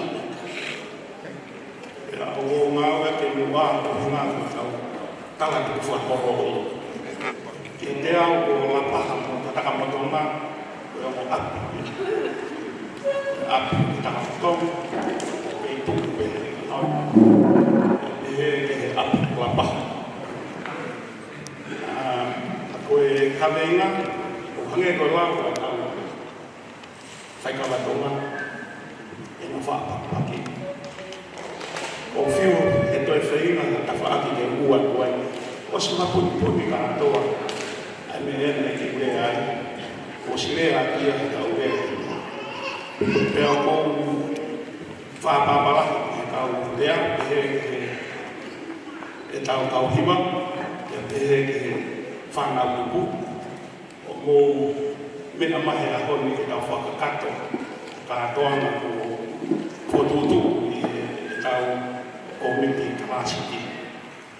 Ko e rea te whai nohe ahoni o ku makatūnga ia i he whakakaukau roi.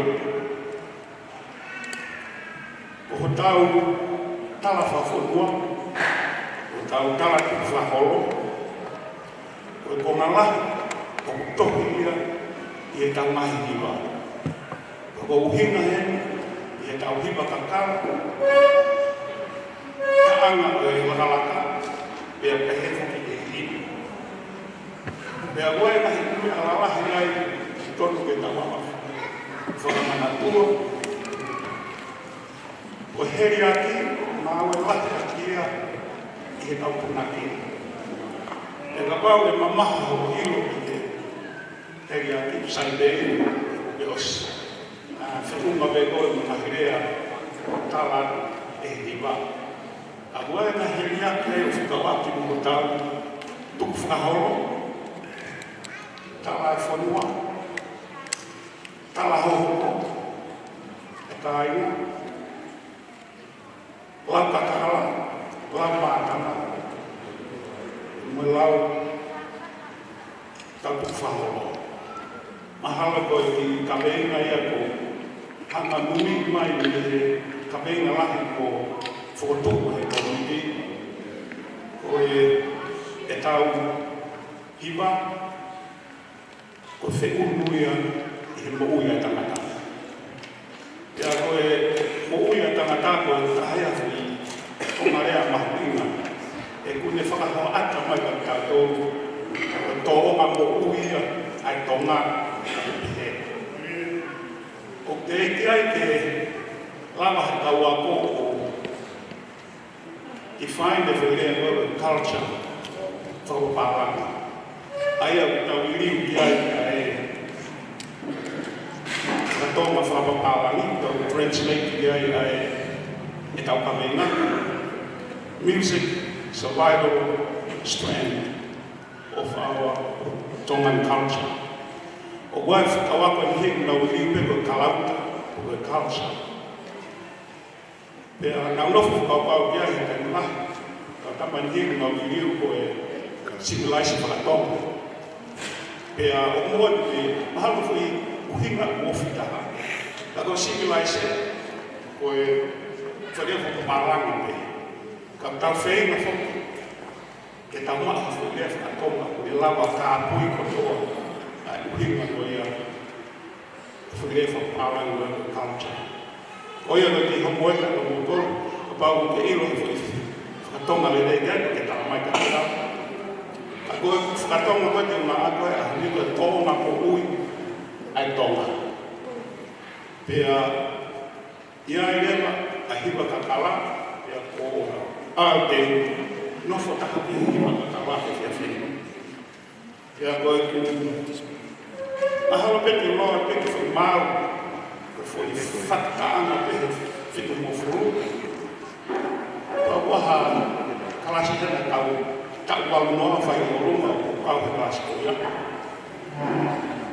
Ka koe fo i mau pehe si kai na toka o whamua ke tolonga o taurunga na whoroa e ku whakawhoroforo. He nā moa ni a rau a isperi a pau na a māwai a ofa le mo taua. O whalatu e whe au mo ia e whanua o tonga mo no ia. Me urau o si e te pere whina ewa i hono tautaina. Koe Palataisi, koe Pasifiki, e kai, e si whiua o anu wiki. He la a, o te a sini, koe tumu aki, koe opu whele wiki. Kei kātoa pehena, a si e kofa. Me ulau, o si e te, o ta koroa. Lo o ringi, moe mupe anoa, koe tumu, koe opu atu. Si kai matong o whamua he toronga, o ta unga na whoroa.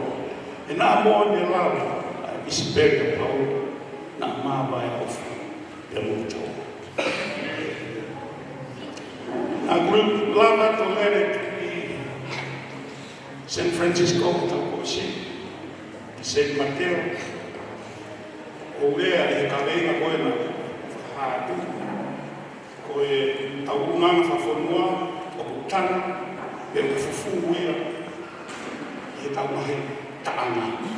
Ai ko hinga te taanga, hipa, kakao, e mo tau hiwa, laka. Ai ko au mo hiwa e tolu, ko hiwa o roaki, pe o ki whamatala si pe ai, pe o kuo si whamatala whakatoma.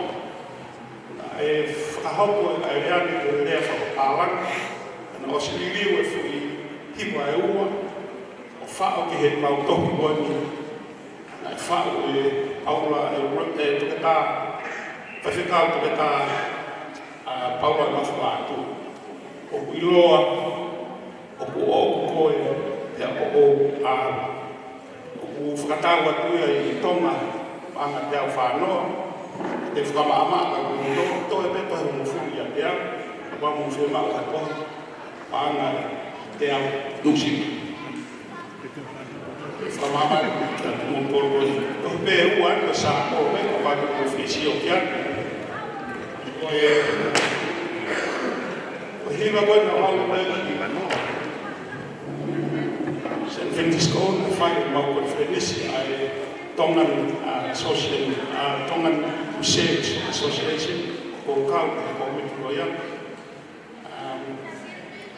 Na whai San Mateo, Cristo San Mateo, o hiwa tolu ma au pasik na koru, i waki hiwa koe tatari pē.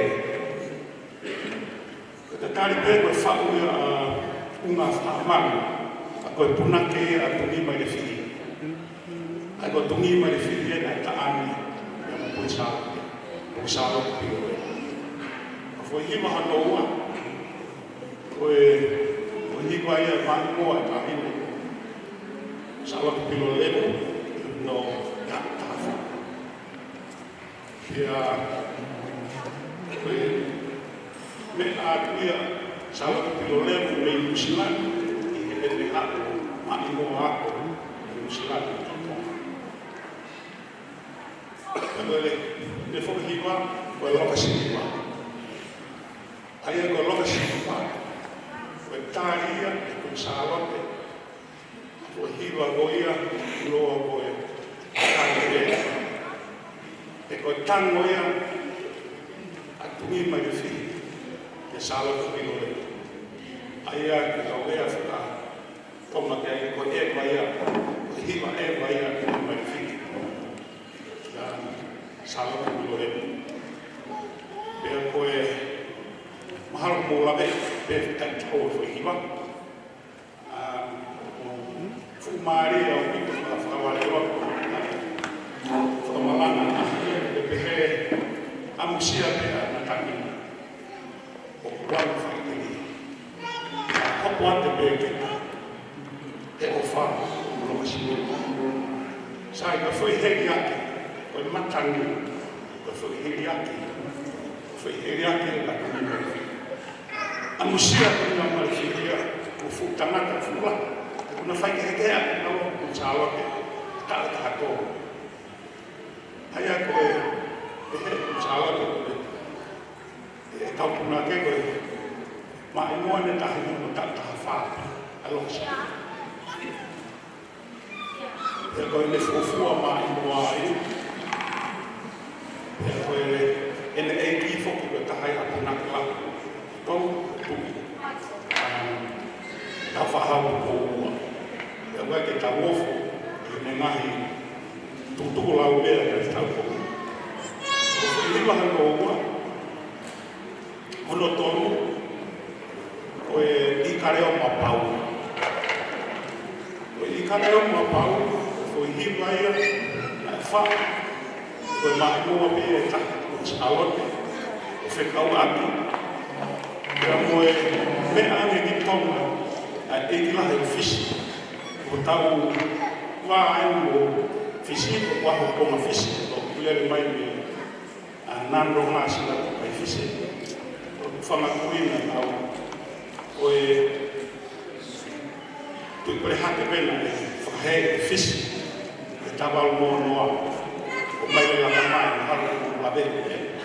Pea toki mea kon sala de hare kon sala de fisi fa fok mai ni na tolu ai na fari o fa fa fok mai na tolu ki loto pe hake o kawa o kui o te ni fa alo loto pe hake pea na e ma hoa te ni fa alo si o tau toto kuion o ta ka mo toma o fa e stay ha me au prehake koe i prehake ake koe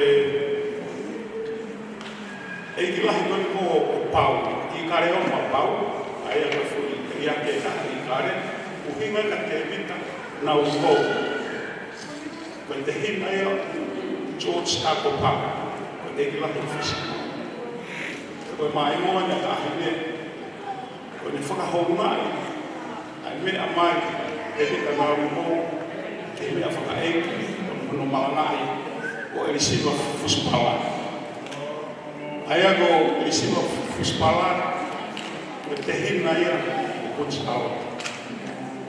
E o mai ki te au ai rito o tui mea kei koe mea unite me ua maha. Ake? Ia koe hau ia koe ia a te tananu o te whaka. Hangarewa i kusala te whaka te taanga koe ui whakamanga. Ai ma whakonga ua ki o pehe tō whahe si kata.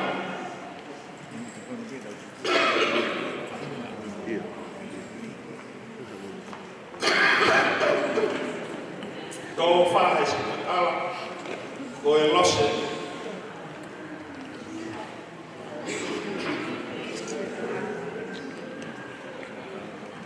whahe si takala koe huni mei huni lawa. Aia koe huni mei huni lawa, koe huni whakawhomake pēra na umoni, na huni lawa, koe wheitungia e ki waki koe pau o kuofi pē i pitilere, whanuala ki koa si osua. Ake, koe ki whamatala na unoa te pēia, tu pē ku aptape taimina whaape ke lahi taimika e teki ke kini. Matala o whamaro o pito henu ki o miti o whaoha polokalama whawhiwhia ki tau whewhia le werewa malanga tua wha.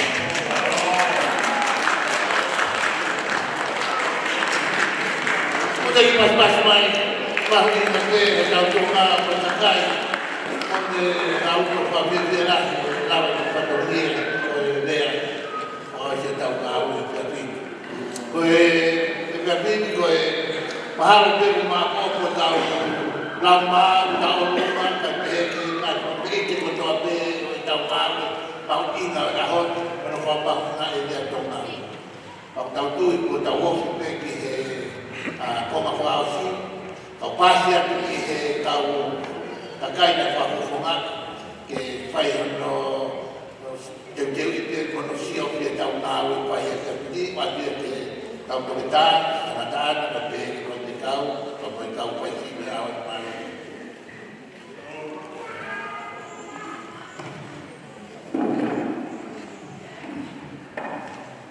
Malo ampeto pia ko fratolo ampeta ni ana sei kai tu pe mo ka te ale ka mo fua ki he feka ko tu asi no ka ki feka pia ko la ko koloa pe mo ta kwa ko ki vi mo tu apa to ko fa to ni pena community he kamata mai community na le ko ko e pe so secretary pea i tauni le whaile vai whakauka ko taim ke awa kata ho pati ngāwe. Pea o ata whamalo ki he komiti, se aga maa komiti i he tatatlele ko whakahoko. Ko whatongia nai o mai ka te au ki whakamao ko koe. Whakahoko whatongia e tau whanau pea ko ki mua ke ke whakahoko atu o hopi o ate whakamalo o tonga i a moni. Ke tahi ne, ko e ni ke mea wholoa he ne. Ko e pōpō ki he taunga ko kalamau o tau tonga ki a te aroa. Kai pehe poki ki he matua tau whanau.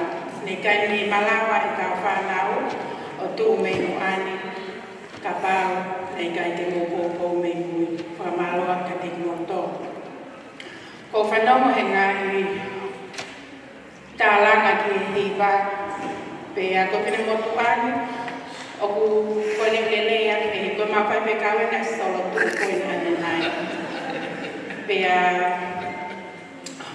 koe mea ko nofo o whakaamua e lawa whewhe nai te tau tō kaki ai uhinga o e tau hiwa ki ho tau hakotu ai uhinga o tau kamuia e lea whakatonga. Tange pero tau si o ke tingna tō whango whoke nau hiwa. Ka koe loloto mo i tala noa o whakaoko e hiwa he kai uhinga ia ka pau he kai he whakamari e atamai mo i loto ka mo i lau mahi. Ko i tau whanau tani lahi nau hiwa ma o loto pe. Kai anga whewhe nai ki tau hanga o connect with the whakawhio ko taki, ai uhinga o e hiwa ki e mahino ko nawata mai. Kai umaa ai whakahau patonia no nau lau mali. Pea ko tui ko ngai prokalama ko e ni o tokonia o no pātolo aki o ka veina ko ia. Tai niana se ini. Ko whine motu a ko e ni o kia te uki konga ki hiwa. Ko hei lala ki kiri toto, ko e ni a whakotua atu ko e ni. Ko e moko puna ne puna ke hei lala kiri toto na ne whakahoko e ki hiwa toko taha ne nai. Ko e puna ke ko ia ko lahi o tangata e ki ka sisi a so se fotoro na ne wha. Ai puna ai hei lala kiri toto. Kai ke te whoki mai ki e tau. Lisi ko e ni, pea mau lava mai ki he me ka whakamau, mau sio he ki he. Ke ngahi criteria koe ai ngahi he whakamau aki enta whihi au pi. Mama wha au pi tohono tuku mai whakafu criteria. Pea toi ha e whangi whanau pe vo, oku to atu au kutu e nau pe vo. Pea i leine pe he lewa, me mau sio kotoa ki he, ko tau olunga. Tau alunga ko na tau ni ma ke tau ko ko na to ko wa pe na ma ha lo wa na wa wa ki Bale aya ko amata bale le final pe mo ka fo asi ka veina o Kada ko peta ina ko ya. Pea ko kole atu be ko inga ke lava mai me ku atau ki maka. Iya. Ko inga ke ui pe pea ko ake pe ke o atu e ko no pe ta ko ka ma. Ka ma ma be ko in be ke. Iya, awak ke pe pe. Iya, awak pe ta pa ko. Ko iya, e fa ka ka to pe ta pa to ya pe awak. Ke tau pa ke tau dia pa ta dia pa tua. Dia apa bertahan itu. Kau fratulo at meta ini anak saya ini kakek kata kau boleh bemuan. Iya. Oh fuakian ni apa kau nggak boleh. Baru. Ay tahu lima. Tahu lima kita tahu mukulu mahangai kita ini kau amenta balele final. Biar kau aku kabinga. Oh pas aja. Iya.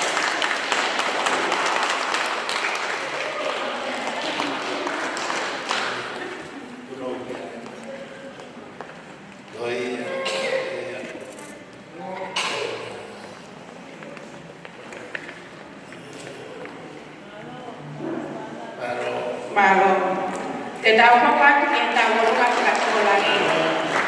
Oktoy angi inta fihi ae koi ai mo mahanga kotoa I ulagi Fairfield Boys.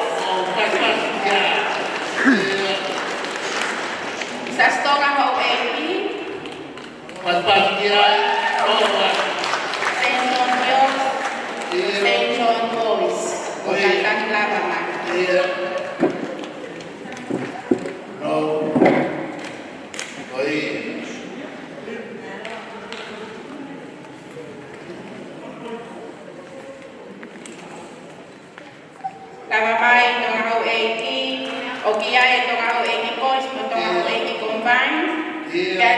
St. John Girls or St. John Boys.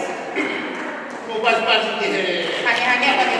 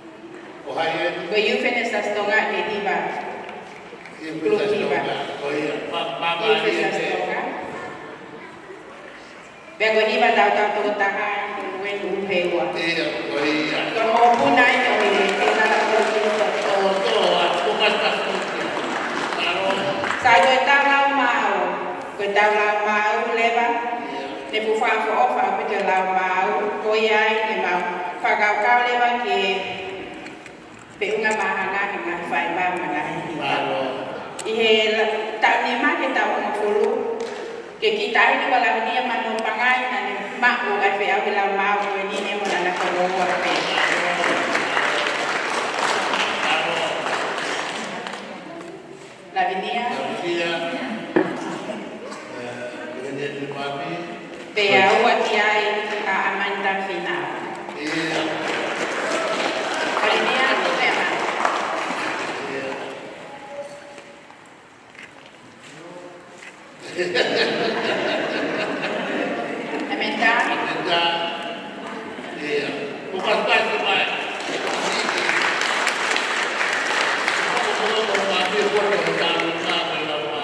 Pela mágoa ni tak pengformatan kita uang follow kegerakan kolini tak fubi.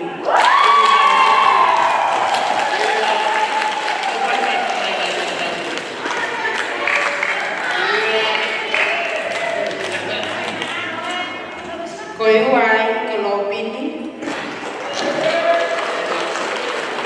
biar kita tahu waktu kecil kuala.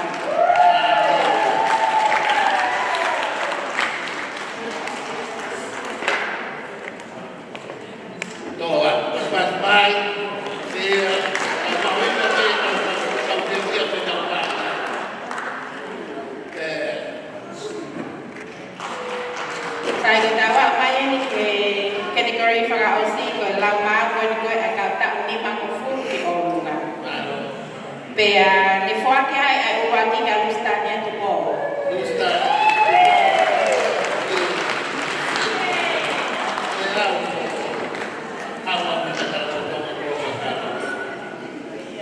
Pikawa kai lolo fenoto.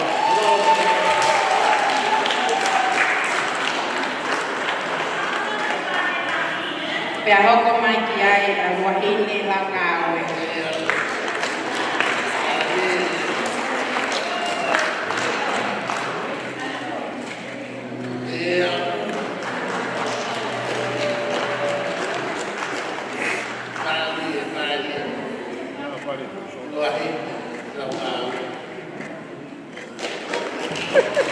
Kalau aku tahu dari berapa. Saya ngopi favorit yang tengah pernah itu cuma homo falana ketik matol, koi lele tahai. Kakak ya atau nono hangaton mai begoi kau. Kita togi tata no atau kia kakoi lele tahai, ika kita itu halele. Pea apa dia boleh kamu boleh ketik motor, begoi ngabe forma tonia tak bobo ketua yang kita tongan. Koi ini tiara itu apa ikan? Kalau kita pasti lagi itu depan karena Pai ang feeling kaya tayo mo na makakita sa tauhan na ulit ni Pao Pumalayan sa Wong. Mubas-bas naman si Tamay ay kung maya kahaya ang kaumawi ang kalting kuya tinipay na ulit ang pamalo ko kaya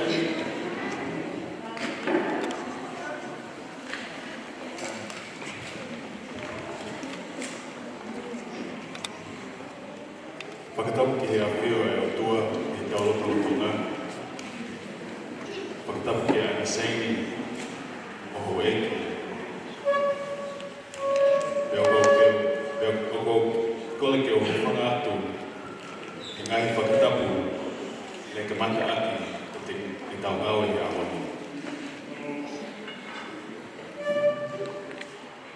Kaya kamanta ikumayan.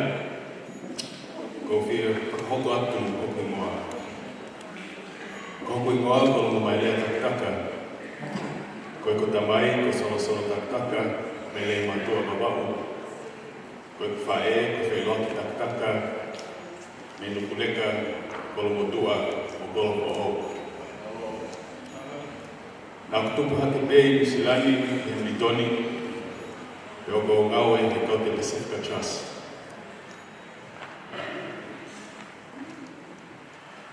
Kui kai ke lapa mai mau pule lagi ka koe ne te kau pe eni ke hau o pakfofunga ia mo kau ngau e kotoa o ko ofa mai ke te motongo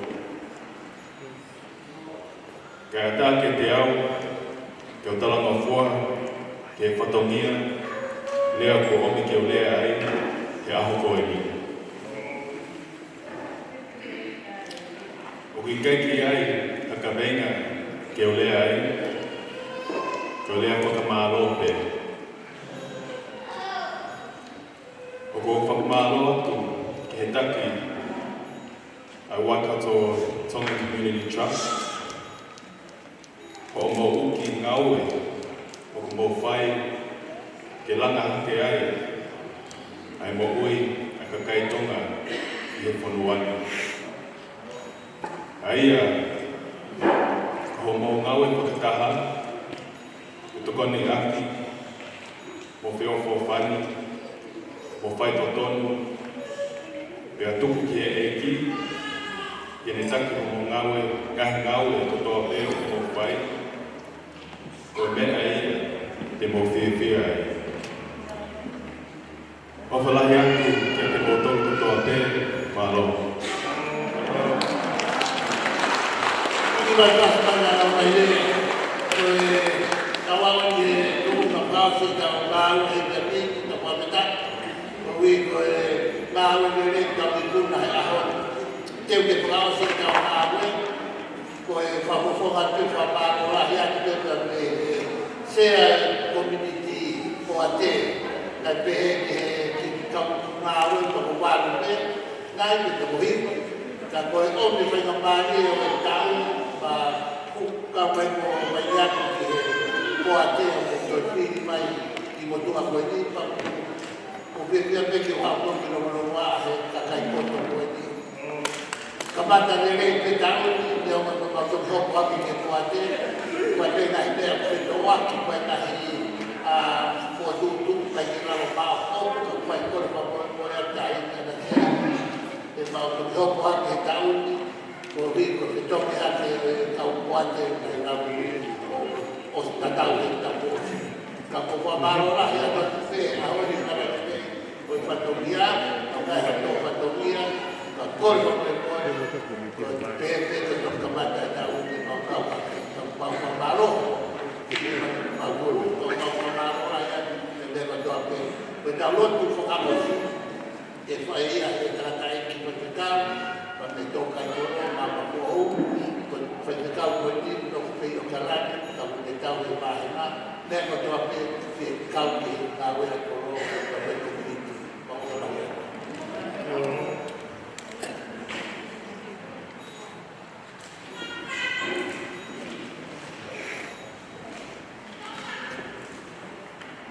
Malo, kofi tupi hafa malo. Tua betau tangai Yemen ini finangalo dari tinau Asia para Asia oleh agak tuan ini tambah lagi yang tambah kufuru amai kufuru abu ya fatwa taimi tu bimua supaya mari ini mau mari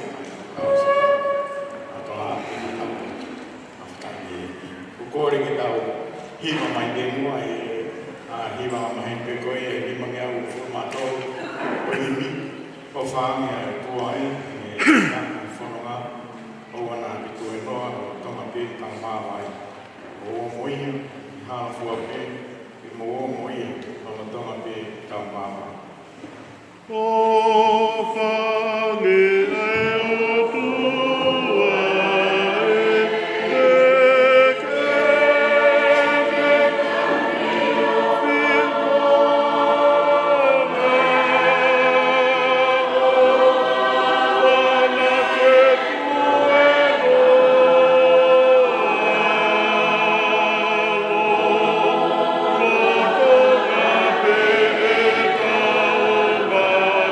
Bye.